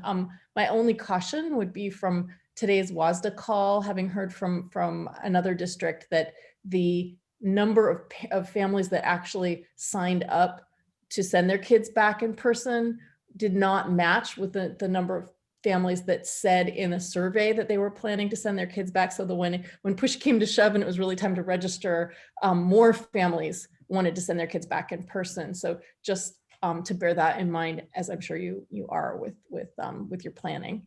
It's that one-on-one contact. Right, that one-on-one contact is very important. Yeah. And I feel comfortable with this, and you have a thumbs up from me. I did want to ask about families doing My Online, because I know that the plan, that commitment was for the year, and there was a question of whether, at some point during the year, maybe like halfway through the year, if families wanted to make the switch back into district classes or into Read Online, if there was that option, that it would be considered basically, in terms of like the content that kids have been learning, it would be basically like transferring schools. So I assume that's how you're still thinking about it, but I just wanted to ask the question because I know that there will be parents out there wondering whether Definitely. they elect that. Yeah. Yeah, transferring from My Online back into the schools is much easier than going the other direction. And in fact, we have already had a couple who have chosen to come back to the Read Remote, and it just didn't work out the way they were hoping to. There's a small financial hit that we take because we have to pay for, you pay a small amount of money, obviously, to whoever's providing the service, but I think that's well worth it if we're bringing students back into our classrooms with our teachers. The only caveat to that is when we start bringing students back, it may not be to a class at the school where they left, because those classrooms, due to the physical size of the classroom and the number of students we can have in there and still physically distanced, and may not work. So the student may not get to come back to the school that they last left this year. We could transfer them back hopefully the following year. Thank you. Brian? Gosh, the number of times I've had this conversation in just the last week. It's really, it's resting on a lot of people's shoulders, and what a scary and also exciting time. So in every step of the way, there's this pivot point, right? And the data is pushing us in a direction. And we've worked really hard to get decision trees, to get data, to get the information we need. And now we sit in this really interesting, precarious place. Change is scary and difficult, and transitions are challenging. But I think there's a solid plan that was put in place by our community, our staff, and our administration. I think that the data is being produced in a way that we can really look to that for some grounding and some foundation. And I think it's important that we continue to follow our plan and be thoughtful in our approach to that. So long as the numbers continue to move in our favor and we keep our eye on those clusters that are happening, I think providing confidence to our families, our community, and our staff that we can do this, we absolutely can do this while mitigating risk, I think it's the right decision to move forward. So I encourage you to do that. I just want to acknowledge, as others have, the challenge of making this decision. And I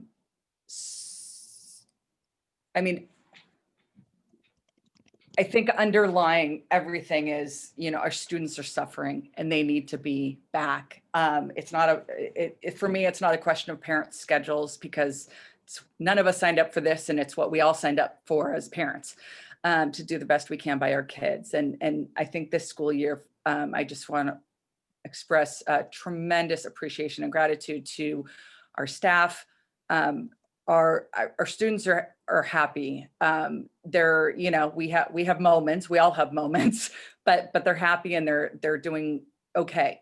But they're ready to be back in school. I totally understand that so many of So many of, sorry, multitasking. So many of the trepidation is fear. And it's fear of the unknown, and we all feel it. And I think, you know, honestly, this isn't something I share a lot, but as someone who is challenged with anxiety, you know, just to face it and take that next step. And there are supports at the school for both staff and families to, you know, help work through this fear. The goal obviously is to keep everyone with the lowest risk as possible. And, you know, I'm gaining confidence day by day personally with the recommendations, the layered approach to the safety protocols with the mask and the distance and the hand washing.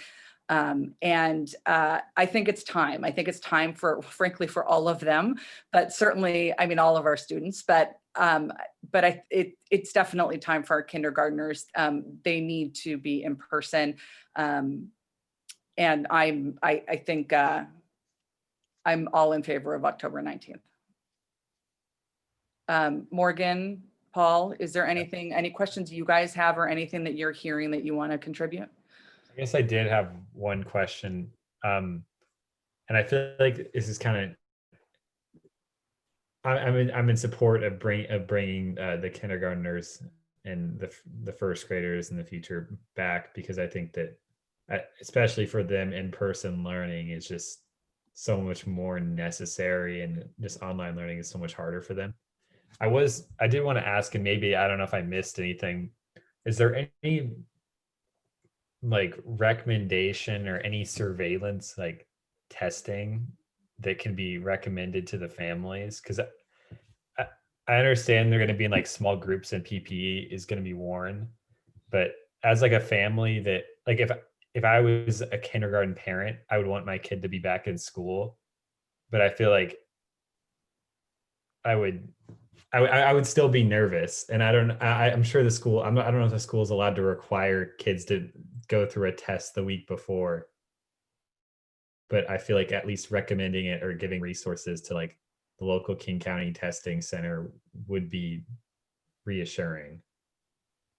We can't require it. You're correct, but we certainly, because we have a great partnership with King County Public Health, we have a full list of access to testing and where people could go if in their bulletin on Wednesday they sent out, there's several more free testing sites in King County region. I think one of the things to note again is for Mercer Island geographically, I know we're a small space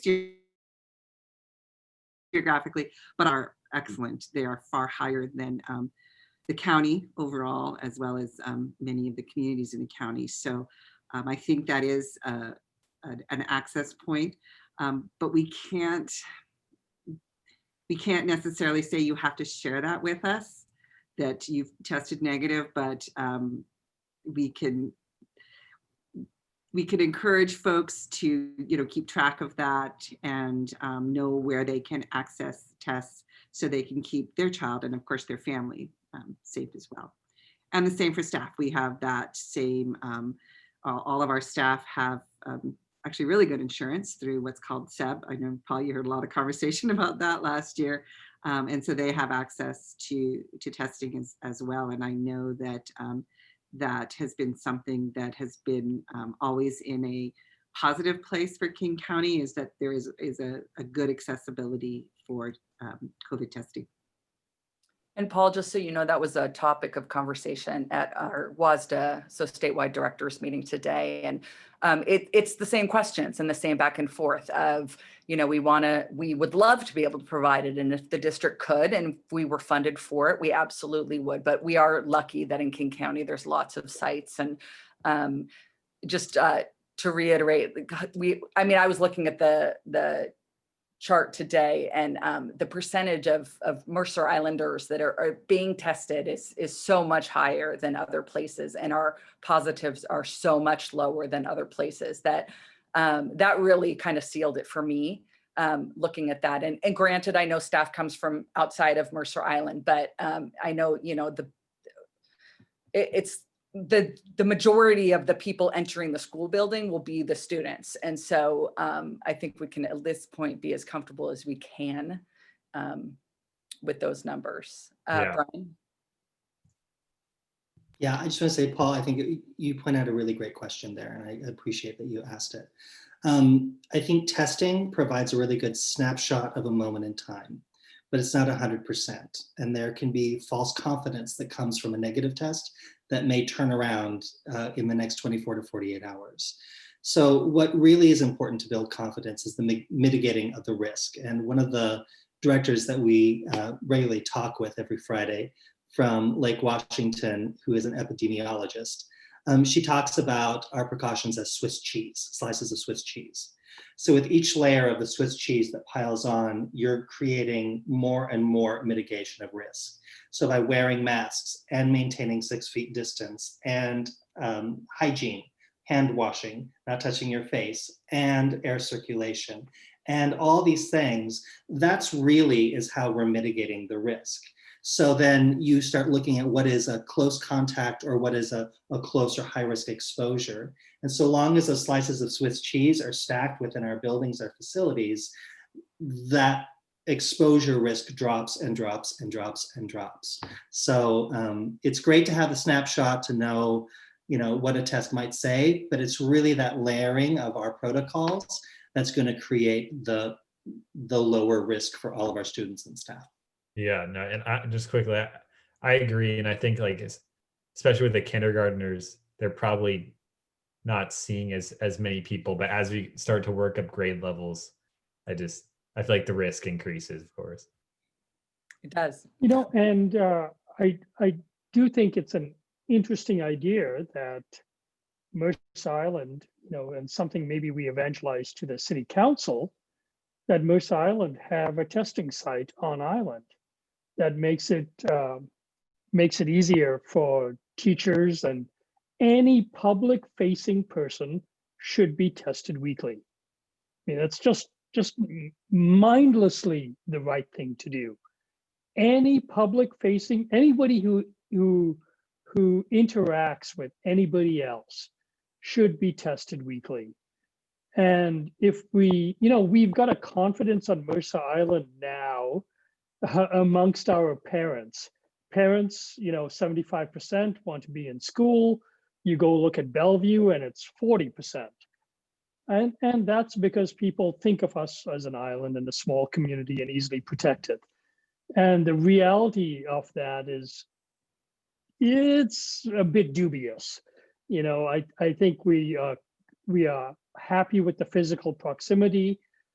And, some of the results that we get from King County do speak to that, but it's still a bit dubious. And it would be nice if City Council had a testing site that everybody could go to, just like we do in Seattle, and go get tested on a weekly basis.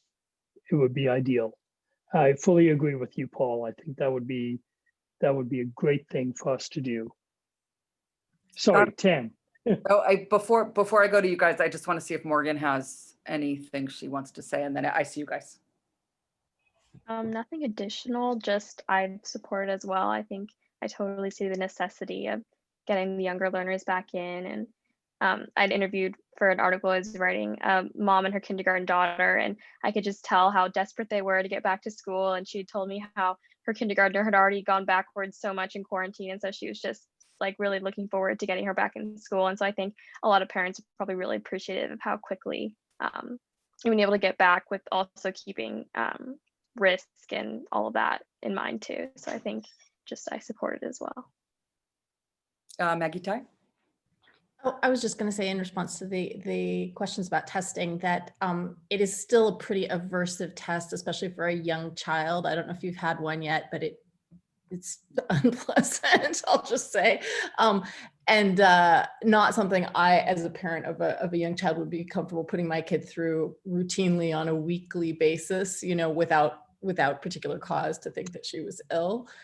So hopefully this is something that will change, as I know people are working night and day in some places trying to develop better ways of testing, and hopefully someday soon there will be an easier way to get samples and to do that sort of thing. So just something to keep in mind. But you know, it's some households I know an adult is getting tested on a relatively regular basis as a sort of sample specimen from that household, you know, and then they'll follow up if they find anything positive. So that's something people could elect to do on their own if they wanted to.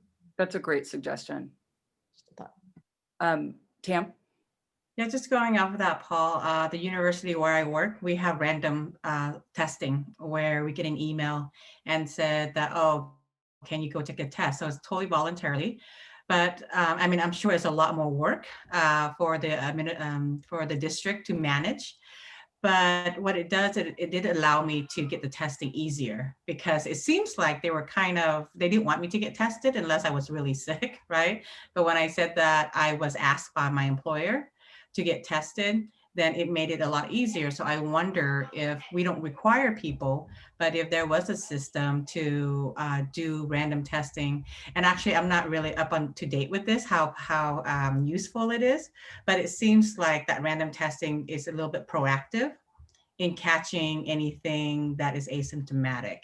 And so far, our university, there's like one case that they caught from the random testing, and that could be something that we look into, but it would require more work, but it'd still be optional. The other thing you do remind me of, Tam, is sewage testing. Mercer Island, being an island, has a couple of sewage pipes that take us out to, you know, the sewage plants. And, you know, actually a number of colleges have done sewage testing to test the sewage for incidents of COVID. And that's also something our city council and city could do to ensure that the island is in a good state. And arguably, you know, dormitories in various colleges are doing sewage testing too. So arguably the 6 schools could do sewage testing at the one entry into the mainline sewer for that. And that also could be a weekly test that ensures safety of our residents. So I don't want to go too off topic in terms of COVID precautions. They're important, and we hear great suggestions. And I love Maggie Ty's in terms of, you know, a designated family member or someone in your small circle getting tested, taking turns and seeing. I think that's a really great way. I do want to point out that this plan is dependent on us all following the CDC guidelines. And Morgan and Paula, this is not directed at you, but I'm sure you guys know that there have been some undercover homecoming celebrations happening in our community. I assume you know, maybe you don't. We, you know, frankly, I'm not worried about our kindergartners messing up. I'm worried about our teens.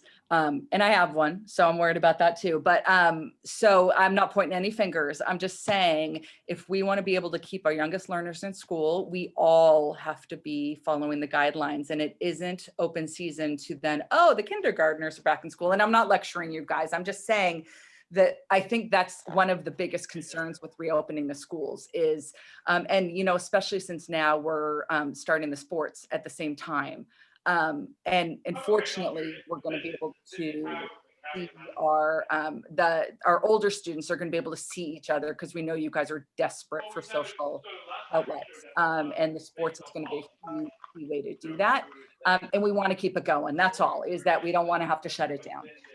And so any way that you guys can think of as leaders in the high school to get your fellow students to, you know, work as a team, tremendously helpful, because, you know, they don't care what we say.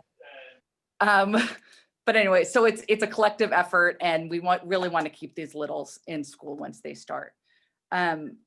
Donna, is there any, you still have things to talk about? Yes, you segued beautifully into, I have 2 more items. The next one will be the shortest one. That is about the new K-12 sports guidance. As you're probably aware, the governor's office released updates to their professional sports and other sporting activities COVID-19 requirements. This also impacts K-12 sports. As soon as the governor's information came out, the WIAA released new information. So sports are now divided into risk categories that align with a little more with the decision tree for us within what the WIA's plan has encompassed. I have been working closely with the majority of the superintendents in KingCo League to really move as a league on this.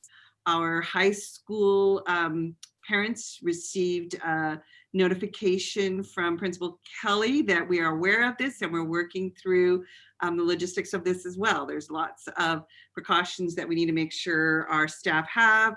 We have to have staff in place to do this because this is coaches and coaching. It is considered an optional season. This would normally be the summertime season, but everything's been kind of skewed. So it's occurring in the fall. So I just wanted to make sure that you're aware of that. I think I had sent the board the WIAA document, but I wanted you to know that we are moving with that, but at a careful and cautious pace, just like we've done with other things. And I can tell you that my colleagues that I met with early on Wednesday morning were all very much in the same place of really wanting to move our students into classrooms. You know, we know that WIA has put this out there, but we want to make sure that we're doing this in the best way possible for all students. We all run K-12 systems, so we got a lot of kids that we're looking out for. The last thing I wanted to talk about is a news release that just came out late yesterday from OSPI, Superintendent Reichel, with the headline preliminary enrollment numbers show families delaying kindergarten start and of course more alternative learning. So this is something that has impacted just about every district in the state, but it has impacted us. And there is a connection between enrollment and state funding. And so this is one of those big rocks that keeps Ty and I not able to sleep at night. We have a conversation either via text or in person every day about the ramifications of this for our district. Our enrollment is approximately down by about 220. That is going to impact us basically starting in January, but where the real impact will be as we start to build and plan the 21-22 budget. A rough estimate, and Ty of course is crunching these numbers continually, and our October count is, we are in October, but we don't have the official October count. This is all of our estimates based on what we know, is about 2.6 million. So this will be conversation that we will be updating with you on a regular basis as we have to build out the rest of certainly managing through this year, as well as building for 21-22 with these potential impacts of an enrollment decline that we were projecting a decline, but not to the extent that it occurred at. One of the things Ty and I talked about too is this is definitely in kindergarten for us, just as it is for everyone. We do have enrollment decline in other grades as well, but the biggest impact is our kindergarten. And so it is really going to skew these enrollment numbers over many years now as this rolls out through the years. You've all seen our many enrollment projections and the trajectory of how it rolls through the years. And so how this skews our data moving forward is somewhat of a great unknown. Would you agree, Ty?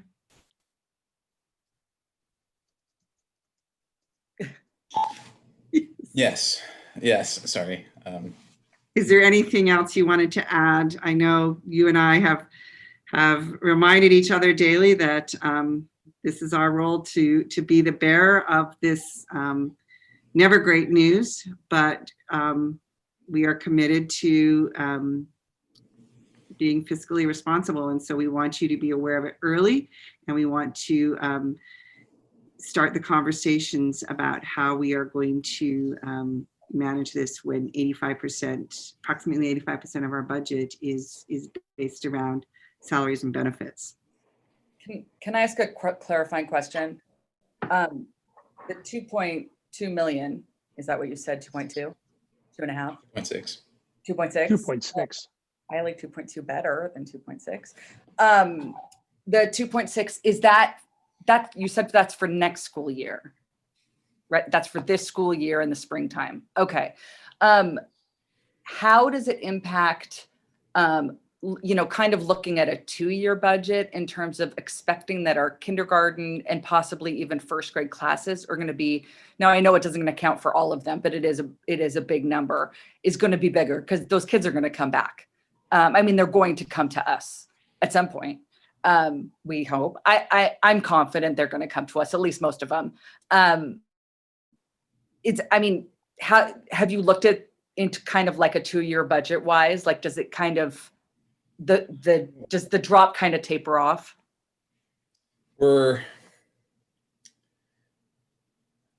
I'm starting to build the enrollment projections for next year right now. Those are based off the official October 1st count. So I'm hopeful that we'll get the official numbers either by the end of this week or next week. Also, I need to wait. I can do some projecting, but it's usually best to have the King County birth rates for Mercer Island. That's one of the key drivers for the enrollment projections. And so in past years, I've been able to complete the projections in November. So I'm trying to accelerate the timeline, but the steepness, a lot of the enrollment projections are driven by the incoming kindergarten enrollment. So and it's usually a significant number above what's born on the island. So as those students are starting to filter in, as they get projected over time, that drop is going to exacerbate significantly. And so as we're looking out over time, I need to start looking at variables and iterations of how do we adjust for skew, and how do we try to keep this an outlier. And it's going to be an ongoing work throughout the year as we're monitoring these projections and enrollments, and as we're looking at the budget in the outcoming years, in the outer years, especially year 2.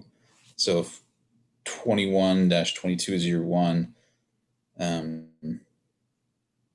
we're going to see some levy impacts based on our enrollment. Our levy formula is based on student enrollment. We get a per FTE, per full-time equivalent allocation. So even if we do see an uptick in enrollment in kindergarten and we start seeing students come back, it's this lag within the levy formula that's going to snap back and get us. And so it's, I think we're going to need to do some communication, a lot of communication with MIPA, the preschool associations, and with families, and reaching out and really trying to understand plans for their future kindergartners incoming, and really start, extolling the virtues of MISD, and make sure that we have a good, solid program. But there are going to be implications in the future. We will most likely have a smaller first grade class next year, and then a small second grade class the year after that. So there's There will be trickle down effects in future years. Yeah, enrollment is always a nice little sine wave, but I'm hoping that as we go back in to the buildings and bring students back, we'll recapture some families in terms of enrollment, and as we move into the next school year, that it will have settled down sufficiently that we won't see the concerns about bringing your kindergartners in.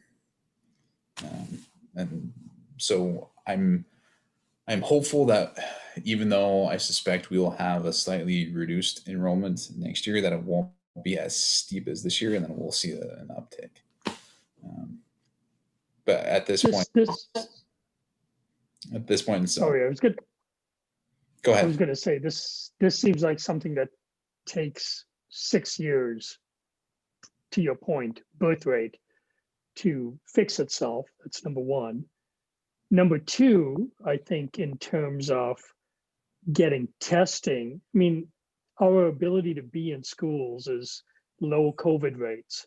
Low COVID rates are driven by high testing that allows you to quarantine and take people out who are positive.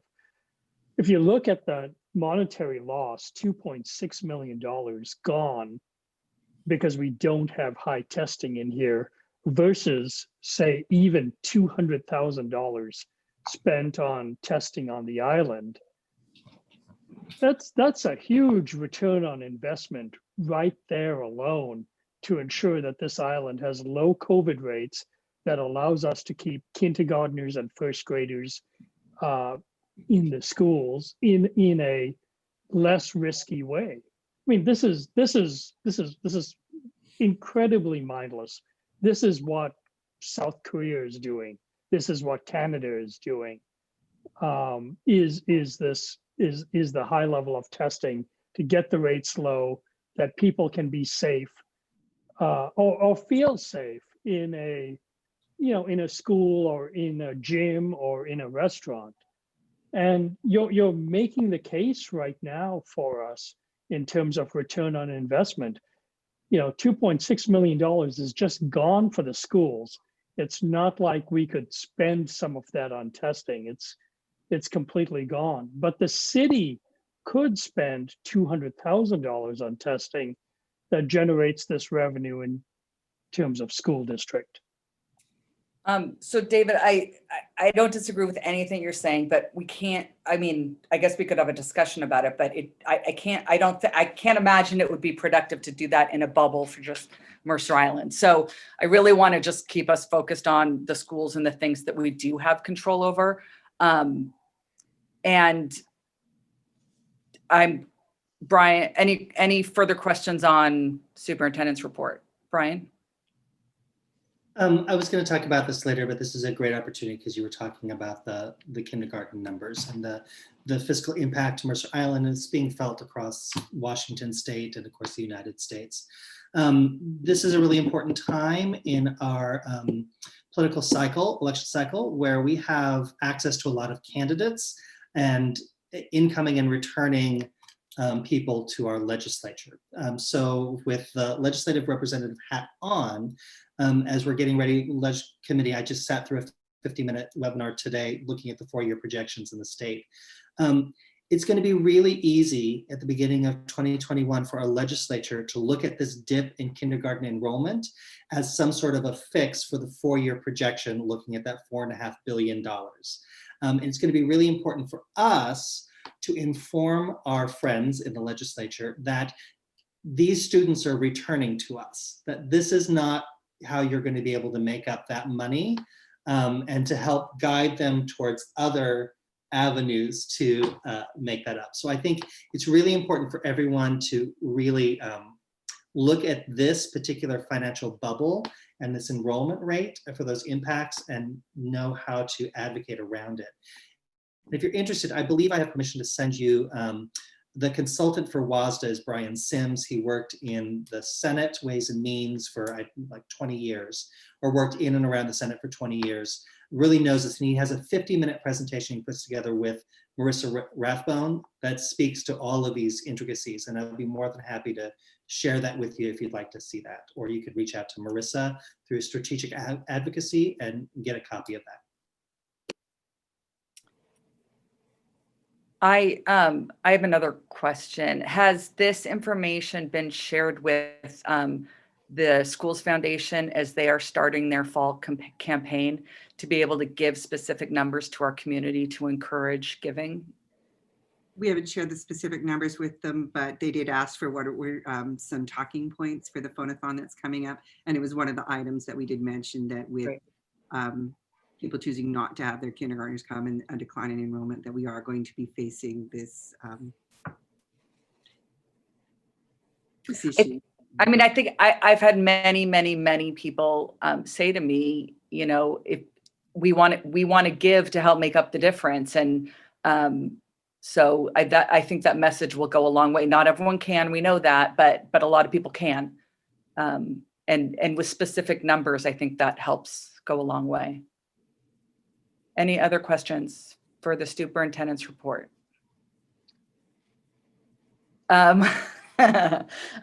Okay, Donna, you're done? Okay. So I just want to let everyone know, we're going to go to the partial governance process monitoring and have a discussion on next steps for facilities master plan. But I do want to let everyone know, Fred had to leave the meeting due to a family emergency. And so we're going to need to defer our fundamental review probably to the next meeting, but we're not going to be able to do that tonight. Does anyone have any objection to that? No objection. I assume the yay is that you support it. Okay, so we're going to need to remove that from the, I don't think we need to take an official vote, just we'll bump that to the next meeting. Yeah. Okay. And then, okay, so then going back, that was 5A and B. Going back to 4A, so we all obviously heard the facilities master plan presentation, and is there a presentation for OE11 in addition to then discussion, or is it just, I'm just looking at the agenda and it's just under that, but there's no, okay. OE11 is linked here, and you could certainly have a discussion around OE11 either at this time or later when it comes up in your calendar, but sometimes we forget things if they're not right when it occurred. And so the thought was here that since you've seen the presentation on the long lease master plan, and that staff really felt that that fit best here in OE11, facilities and capital assets. And did you want to look at this with the potential of an additional expectation that includes that plan either as an annual update? I mean, there might not, it might be no changes, but just so that it's always kept on the calendar. If you add it here in this language, then it keeps it up there for everyone and reminds everyone. It doesn't become a document that's on the shelf and no one ever looks at again. I think it's really important to refresh it in some way. I'm not sure exactly what words you would want, but perhaps if you look at OE11, the first number has does discuss, establish a schedule and set priorities for capital construction, replacement, renovation, and maintenance projects. In setting these priorities, the superintendent will, and it lists ABC, perhaps this is D, but it's your language, so I'm going to leave it up to you. Perhaps, Andrews, are you able to share the OE11 for everyone to see?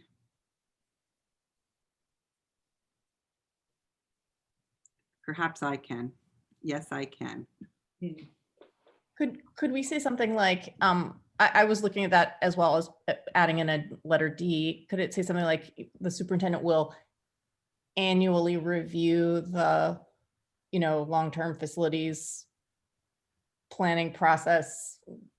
I don't know what you call the output, the report, produced in 2020. Well, it is your long-range facilities plan. I mean, there is a document and there is a plan there. So you could reference it as the long-range, the 2020 long-range facilities master plan, or. Well, and would you want to say, and I'm asking the board, like, what would we like the superintendent to do, to just like review that plan, or to look at whether that plan needs updates? Or I want to start with going through, I can't see everyone on my screen now. I want to go through and make sure that everyone agrees with that, with reviewing it annually as a board. So Brian, I saw your hand.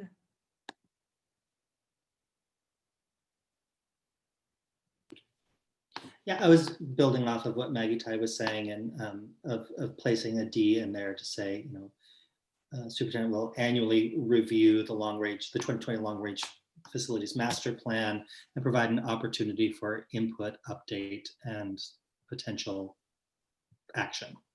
I think it's a great idea. I don't want to presume. Is anyone opposed to adding it to OE11? David? So my feeling would be it's premature right now. I'd like to complete the process and have the facilities master plan with the executive summary. I think a big portion of the board review is the review with our constituency. You want to make sure that the people on the island buy into the plan and have an opportunity to provide feedback on it each time the board reviews it. So I wonder how all that goes together. It feels like we've got at least 2 or 3 board reviews of the executive master plan before we have something we can file away for regular review. I don't think they're mutually exclusive. I mean, I think we're talking how are we gonna manage this yearly. And then I was also gonna go to, this is just what we happen to talk about first, because I brought up the OE11. I wanted to make sure there wasn't a report. And then also next steps in terms of a memoranda and community engagement. So to me, they're mutually exclusive and we do both.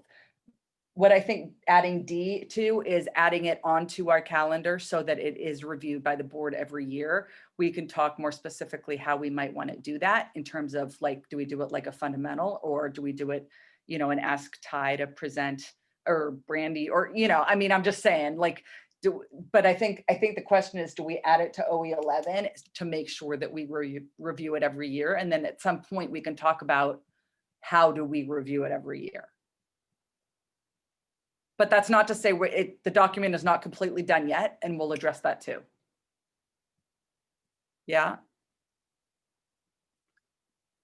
Yeah, sure. I think some sort of review is valuable. I just didn't know what the mechanism is. Are we going to mail them in to review it with us every year, or is this a lighter weight process? That's my confusion. But I'd agree, a review to move the discussion forward, a review every year makes sense. So my proposal is that we add it to OE11 1D, and we can talk about the language. I don't know Brian and Maggie Tai, you guys seem to have ideas. If it's something easy that we can do right away, we can certainly draft something now, or we can appoint a committee of 2 to come back with that language at our next meeting, and we could put this back on the agenda for a second reading. Or further discussion for the long-term aspect of it. Looking for feedback. we haven't heard from Tam. Thank you. I mean, I'm fine. I'm not opposed to it. So if this is something important, I would support it. Brian? Yeah, from my understanding of the plan, from where we started this process, the plan isn't owned by the board. It's a living document that belongs with the district and within operations. And so the capital projects sheets will all now be synced up in alignment with this plan, potentially. And so it would be great to line it up calendaring wise with those updates with our long-term capital projects, which we just reviewed with Ms. Fox, I think our last meeting or the meeting before that.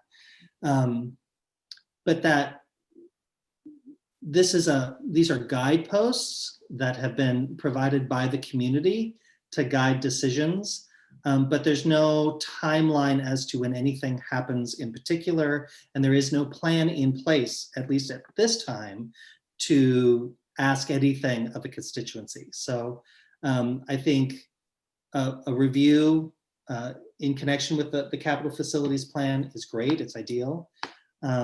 Whether it's appropriate to tie it with a linkage session with the community to see if there's a will to take a larger action based on the plan. But I think for now, just making sure that it's calendared for annual review, I think is the important first step. So I want to expand it a little bit. The way I'm thinking is, yes, absolutely, in terms of what Brandy said tonight, that, you know, it's a tremendous guide for them for you know, the regular maintenance of buildings and deciding which ones to do when. But it's also a tremendous tool for the board, because it is our responsibility when we decide, well, when a board decides to go out for a bond. And that is our responsibility to do. And obviously we want to get all the input, but I think to me, the yearly review is not like an overly deep dive. It's a somewhat surface dive of, are we good with how this is, or did something, I don't want to say catastrophic, but did something major change so that we need to modify this in a deeper level? And then at that point, the board can then say, we need to modify this plan. Let's come up with a procedure and how we're going to do that. So that's the way I'm seeing it. I think it obviously it belongs, I don't know. I mean, part of it, I don't know that it's solely, I don't think it solely falls under operations. Superintendent's not going to go out and build a building without the board approving, or, you know, going out for bond and having the community approve it. But the superintendent would make a decision in terms of what facilities need, specific projects need improvements, like was discussed. So I think it's both. But I don't know that we have to get so into that to decide that this is, I'm hearing that we want to review this yearly. Brian made a suggestion that we do it at the same time as the rest of the yearly facilities updates. My only concern is that too big a lift to ask someone to do at one time? But that's just a question. I don't know if it is. It might be easier to just come in once than to have to sit through multiple meetings. So there's pros and cons to it. Am I wrong? Sorry. I was just gonna say, am I wrong in thinking though that if something more specific was being contemplated, like a big project or a bond or whatever, obviously there would be additional meetings. So oh yes, it's just kind of the placeholder to make sure that we're thinking about it, and that the community knows that we're thinking about it and has a chance to offer input and so forth. That seems useful. This is simply reviewing what our final, when we get to the final facilities master plan, it will be a completed project, but it's a living document in the sense of no one is saying it can't change. I mean, we don't have timelines on this. This is something that, you know, as we go through, as time goes on, our priorities might change. We might have a tremendous drop off in elementary enrollment and say we're gonna, you know, shut down one of the elementary schools, so we're not gonna need to update it, right? So I just saying, like, life changes. So that's why it's a living document. This is the yearly review to decide whether or not the document basically should be modified. And if it does need to be modified, then obviously that will trigger a different procedure. Brian. And just briefly too, that it has a bit of a shelf life, that the document itself needs to have an overhaul every 5 to 10 years. Right. So.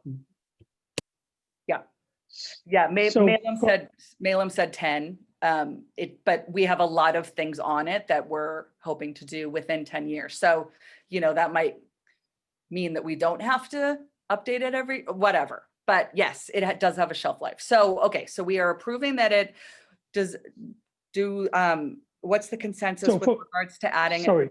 Oh, For me, I think the big issue is that will help the district do their capital projects properly is if we agree on the ordering on which the buildings would be updated. So part of the output of the Malem plan was to say, we'll do the middle school first, and then Island Park, and then the high school and Crest. You know, that's you know, a 2 or 3 year activity. So to the degree that the board always reaffirms that, helps the district spend their capital project money more efficiently. So that's what allows them to spend money to fix Lake Ridge as opposed to fix Island Park or to fix the middle school. So that's kind of why I'd like the output of the plan to be agreed upon, and we know what parts are most important towards the district being efficient in their spending of money. So, you know, if we plan on replacing the middle school, the old building quickly, you'd want to postpone work around that. So Does that make sense? I think what's confusing me is we weren't able to do the final community engagement that we wanted to for this round because of COVID. Doesn't mean we won't necessarily do it in the future. And as we ramp up in the future, however many years away that might be in terms of looking at a bond, we definitely would be going out to the community more and getting more specifics. But to me, this is finalizing a document. I don't know that we have the capacity right now to take this document and open it up to the community and suggest that there's going to be changes. As is stated, it's a living document. It gets reviewed every year. So if we get feedback that community members feel like it's not a useful tool, then that can be considered next year at the review. But to me, when we say finalizing it, it's the final report needs to be drafted, and then the memo that they were talking about, what, 6-page memo, that would be more easily digestible for everyone to understand what the plan is finalizing this document. But I think people will be taking action based on that document, especially Brandy. Yeah, right, yes. And so I think that's what they chose to replace or fix the middle school roof, which wasn't necessarily going to be done, but based on the timelines and boilers I mean, they're already making decisions based on this document. Right, and that's really based on the ordering in which we'll be updating these schools. So we because we're going to update the middle school first, we actually put on a cheaper roof than a longer lasting roof. Mm-hmm. So when we approve this plan, that has pretty significant implications to how we spend our money. And I just want to make sure that as a board, when we approve that plan, we're not going to, we understand that, and we're not going to suddenly say, well, we can delay the middle school, you know, way at the end and do a bunch of the elementary schools first.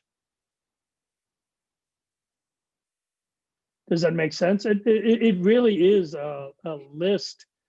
It really is the list, the order in which we do this stuff is what the board reaffirms every year. And we say we're good with it, and we allow the district to make decisions based on that. Yes. I think we're all so that's what the reaffirmation is. Yeah. And if there's questions about whether or not it should be affirmed, then that board can choose to look further into it. Exactly. Or the community might decide to change things. Well, okay, Brian. Yeah, for me, David, yes, absolutely. I affirm what you're saying. In addition to that, in the annual review, as we look at the lifespan of the buildings, those things are moving along. So the usefulness of the buildings, those dates and how old they are, that information has to be updated each year. I mean, that's a part of the living document. The buildings don't freeze in time. And so I think that's critical, because as those specific data points get updated in these reports or this review, that adds urgency into moving into the numbered list that has been provided by the report as to when the urgency for a bond or something for a modernization or a rebuild or something becomes more important. So I think that's part of the important reason for some updates to some of the data points within it. But then also that affirmation that you're talking about, and an opportunity for the community to always weigh in through public input. That makes a lot of sense too. Each year that we review the plan might be an opportunity to think about, is this the time we do a bond?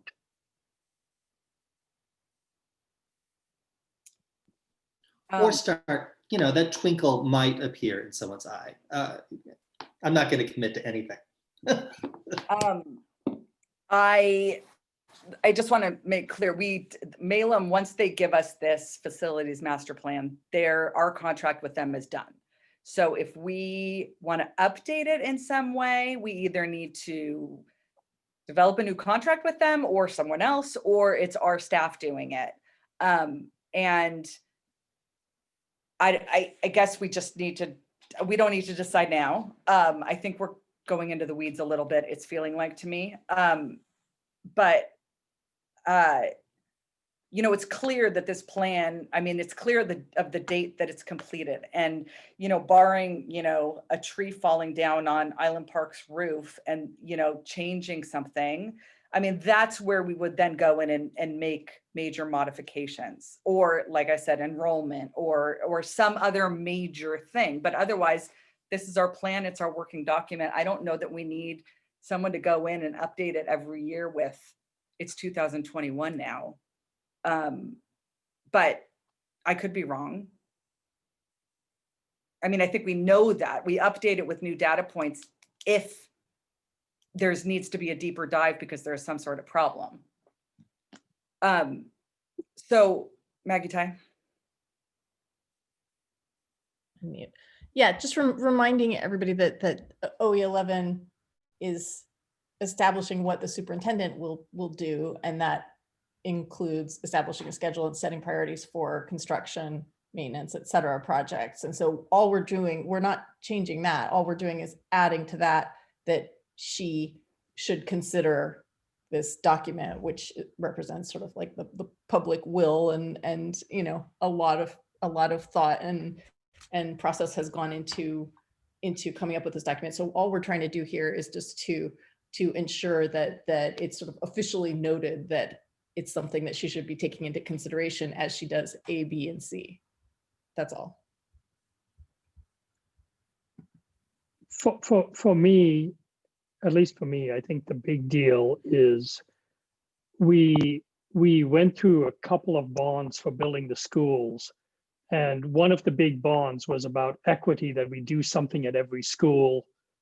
Another big issue was that we prioritized what was important for overcrowding. And it created a huge divide in the community because we weren't in sync with that.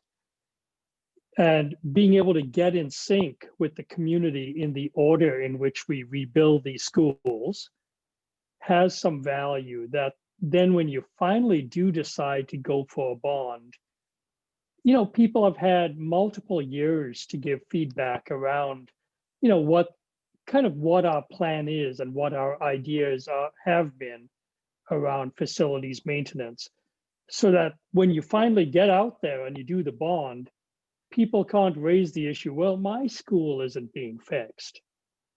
And we will have shown it by other minor fixes, capital project fixes, but it wouldn't be a brand new school. And that had some value to our community that is very egalitarian and looks towards everybody getting kind of all the benefit, every student getting the benefit.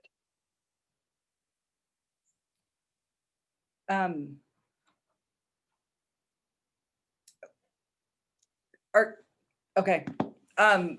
I think we need to move forward. Do we have a suggestion right now on adding to OE11, or do we want to create a committee of two to work on that? I liked Brian's suggestion. Which was, sorry. You're gonna have to say it again. Sorry, Brian. I didn't finish it, but as D will annually review the 2020 long range facility master's plan with the board with necessary updates. I'm sure it could be done prettier.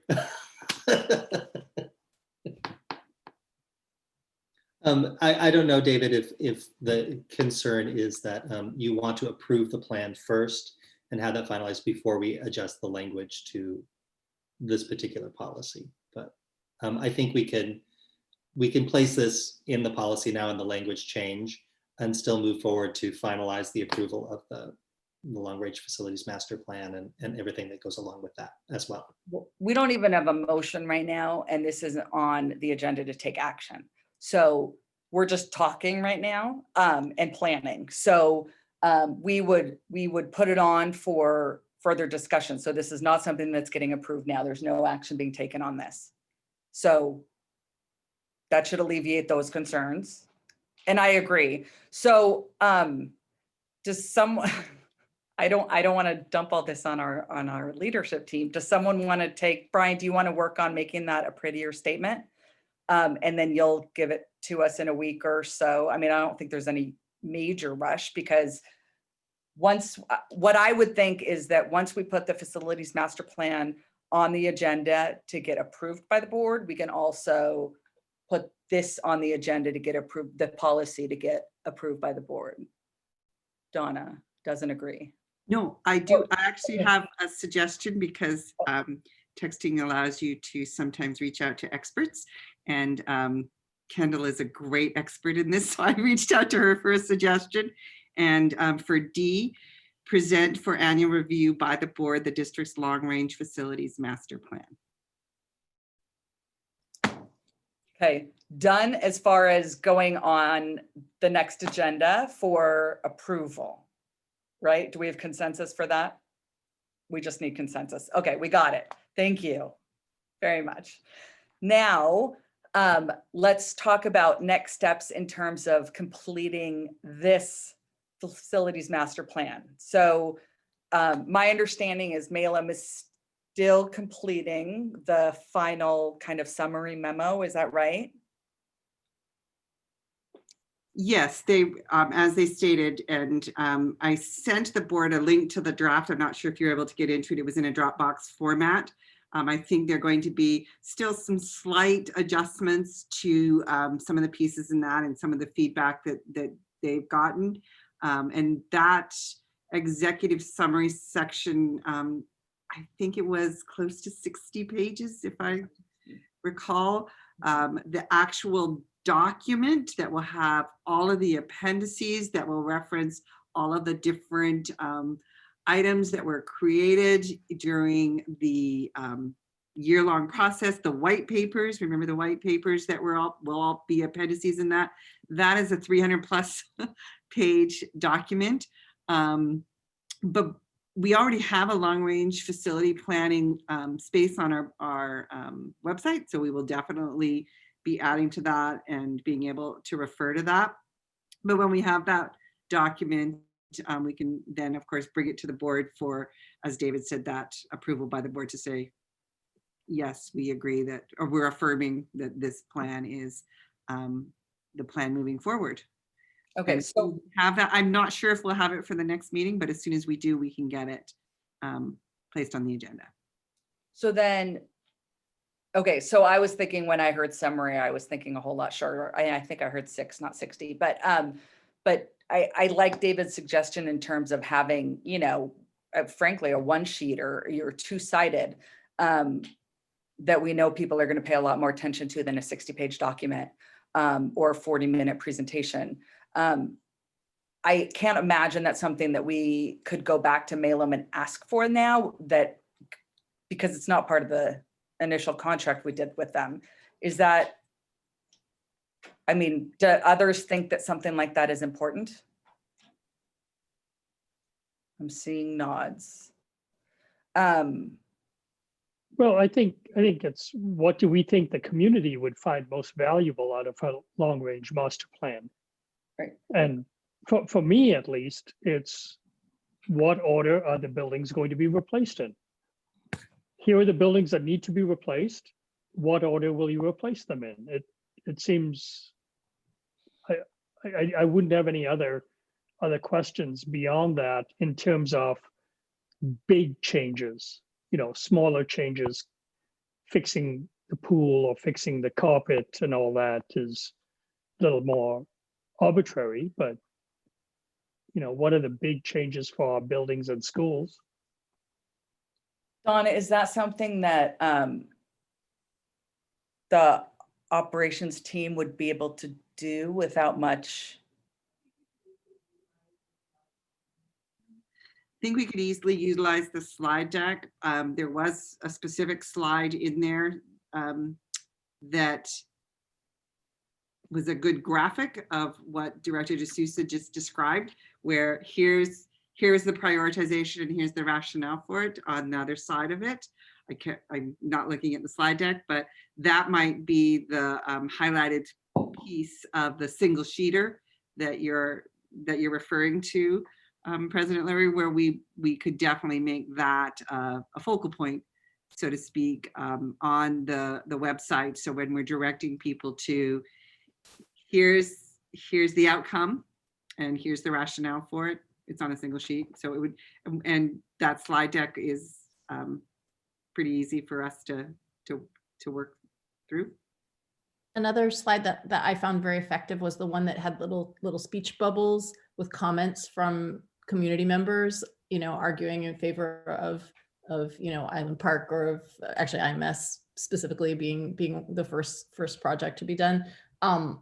That would be great if there's a way also to if people want to know, how was the community involved in coming up with this plan? That would be a great kind of like cover slide, like we listen to your voices kind of. Well, and that priority sheet becomes then a piece that is the document that we look at when we look at OE11 to say, hey, here it is. Is this, still in the simplest format, the way that we're continuing to look at this overall plan? If the answer is no, then we need to pull out the whole thing and dive deeper into more of the rationale and more of the pieces, and what are the things that have changed that mean we do have to do that evaluation. It doesn't have to be the full blown every year, and it shouldn't be, because not that many things are going to change over time. But I do believe that it's important that there's that annual review to acknowledge it, because people do, believe it or not, people do come and go in leadership. And I will share again, it was one of the things I asked to see when I came to the district, and I got a lot of blank stares. So we want that piece to be there so that someone say, oh yeah, we do have this, and we've been referring to it annually. It's from 2020, and here's the work that's been completed on it. So I think it's important to have that annual piece right now, and we can certainly pull apart a piece of a slide to really highlight it on the website in that long range facility plan section. So I do think the justification is very, very deep. It represents a year's worth of work. So I'd hate to pick on speech bubbles as justification. That would be my personal take on that. So my understanding of moving forward is Malum is going to finish the document. They don't need anything else from us. And then that document will be placed on the agenda for approval by the board, and as well as OE11.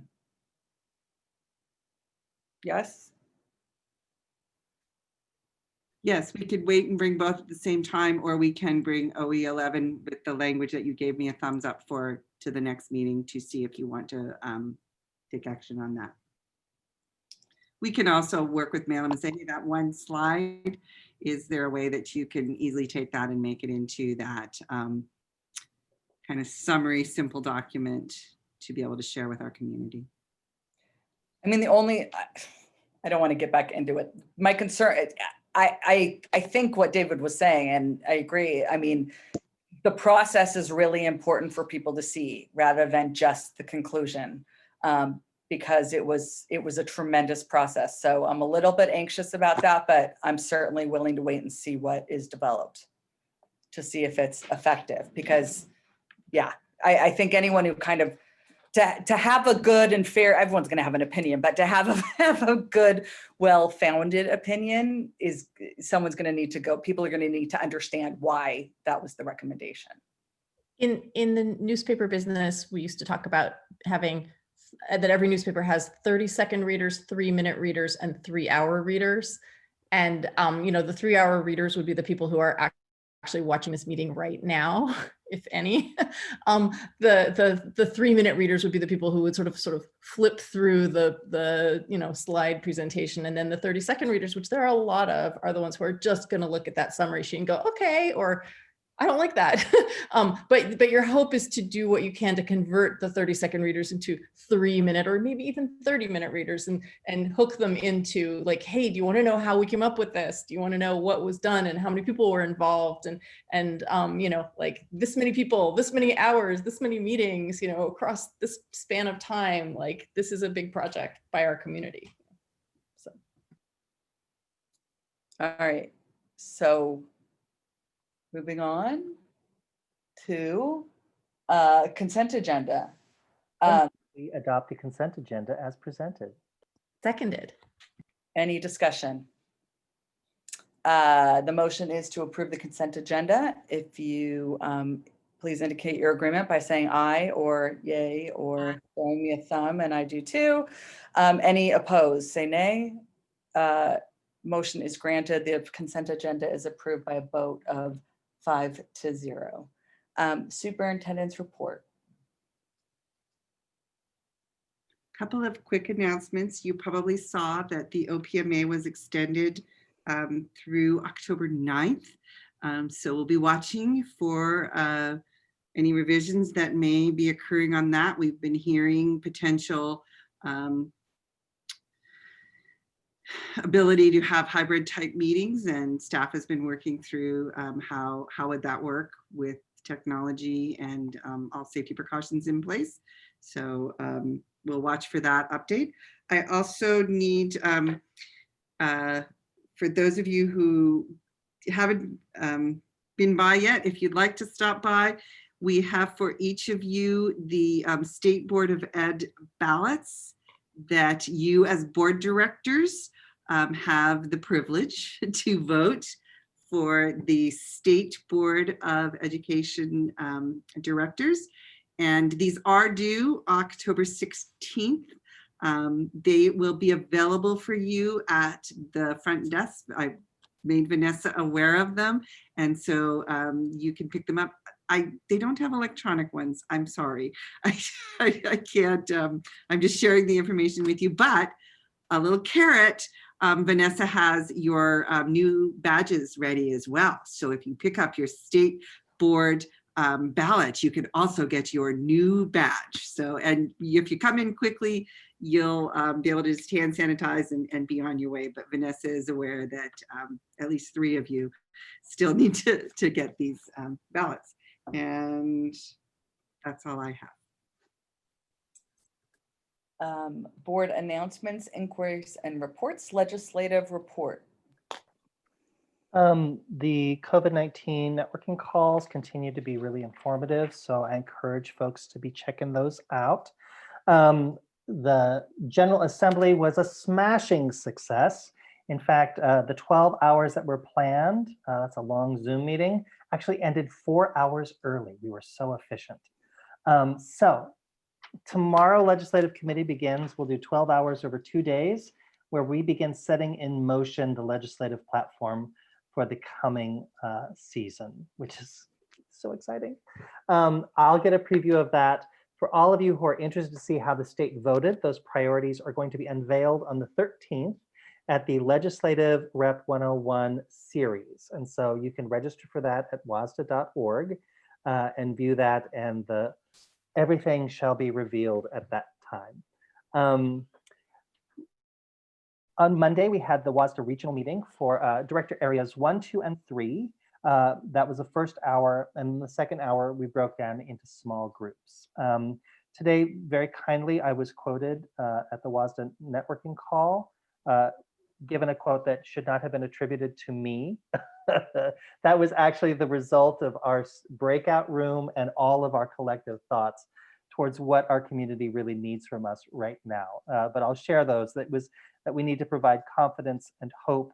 We need to listen, provide care and gratitude, offer transparency and communication, and connect to those without tech proficiency, and be consistent and provide trust. So that was collective. I was attributed with that quote, and that I wish I could take credit, but that was not me. I was very impressed. It sounded good, didn't it? It did. I'm trying to think what else. Your statewide votes for the State Board of Education are very important.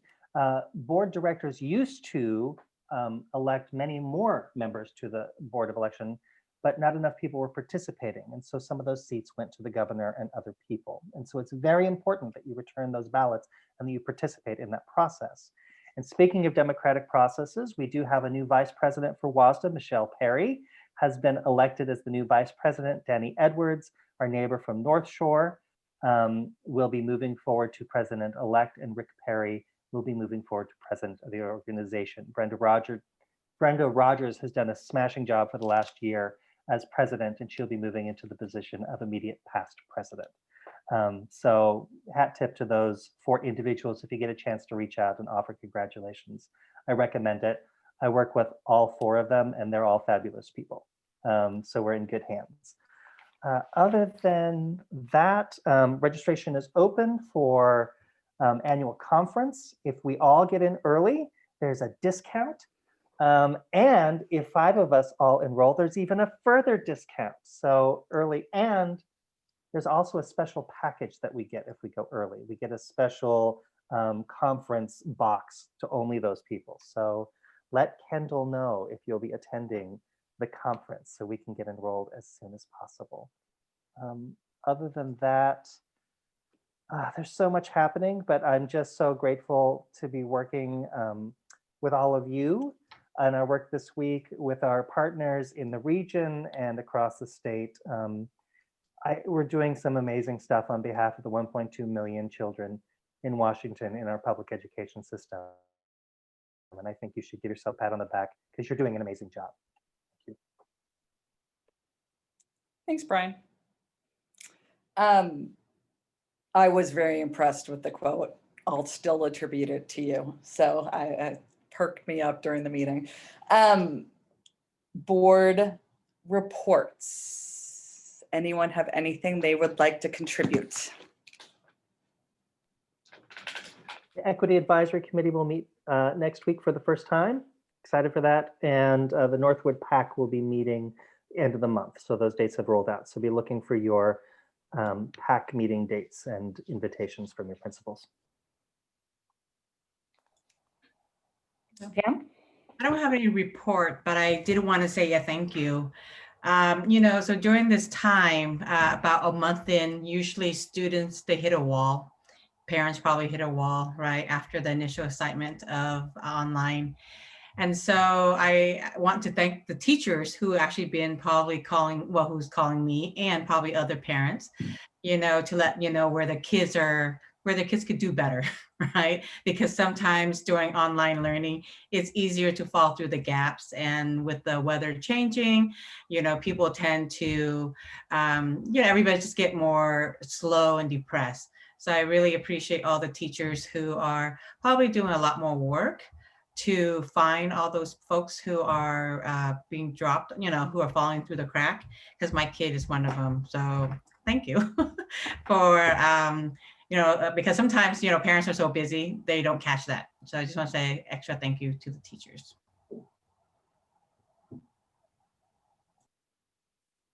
Anyone else? David.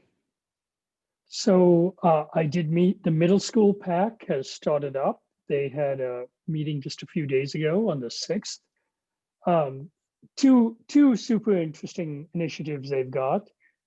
I'll just present to the board. One was standards-based grading. So they're moving from letter grades to standards-based grading, which is numbers 1 through 4, which talks about your proficiency in a subject. And it seems very, very interesting and very and really interesting for kids, that you don't feel like you're failing. You feel like you've just got to progress up level up as opposed to failing.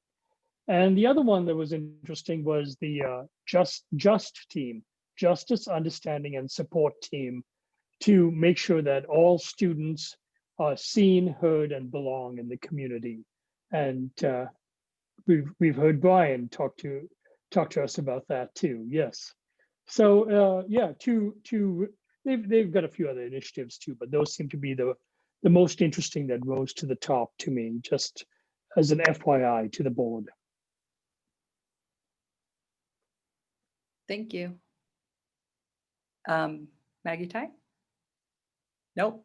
I don't have any reports, so I'm not going to talk for the sake of talking. And yeah.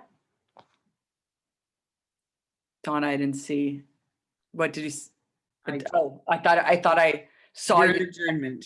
Okay, yes. So looking for a motion to adjourn. Motion to adjourn. Second. Any discussion? All in favor indicate by saying aye. Aye. Aye. Any opposed? Say nay. We are adjourned at 8:08. See you all soon.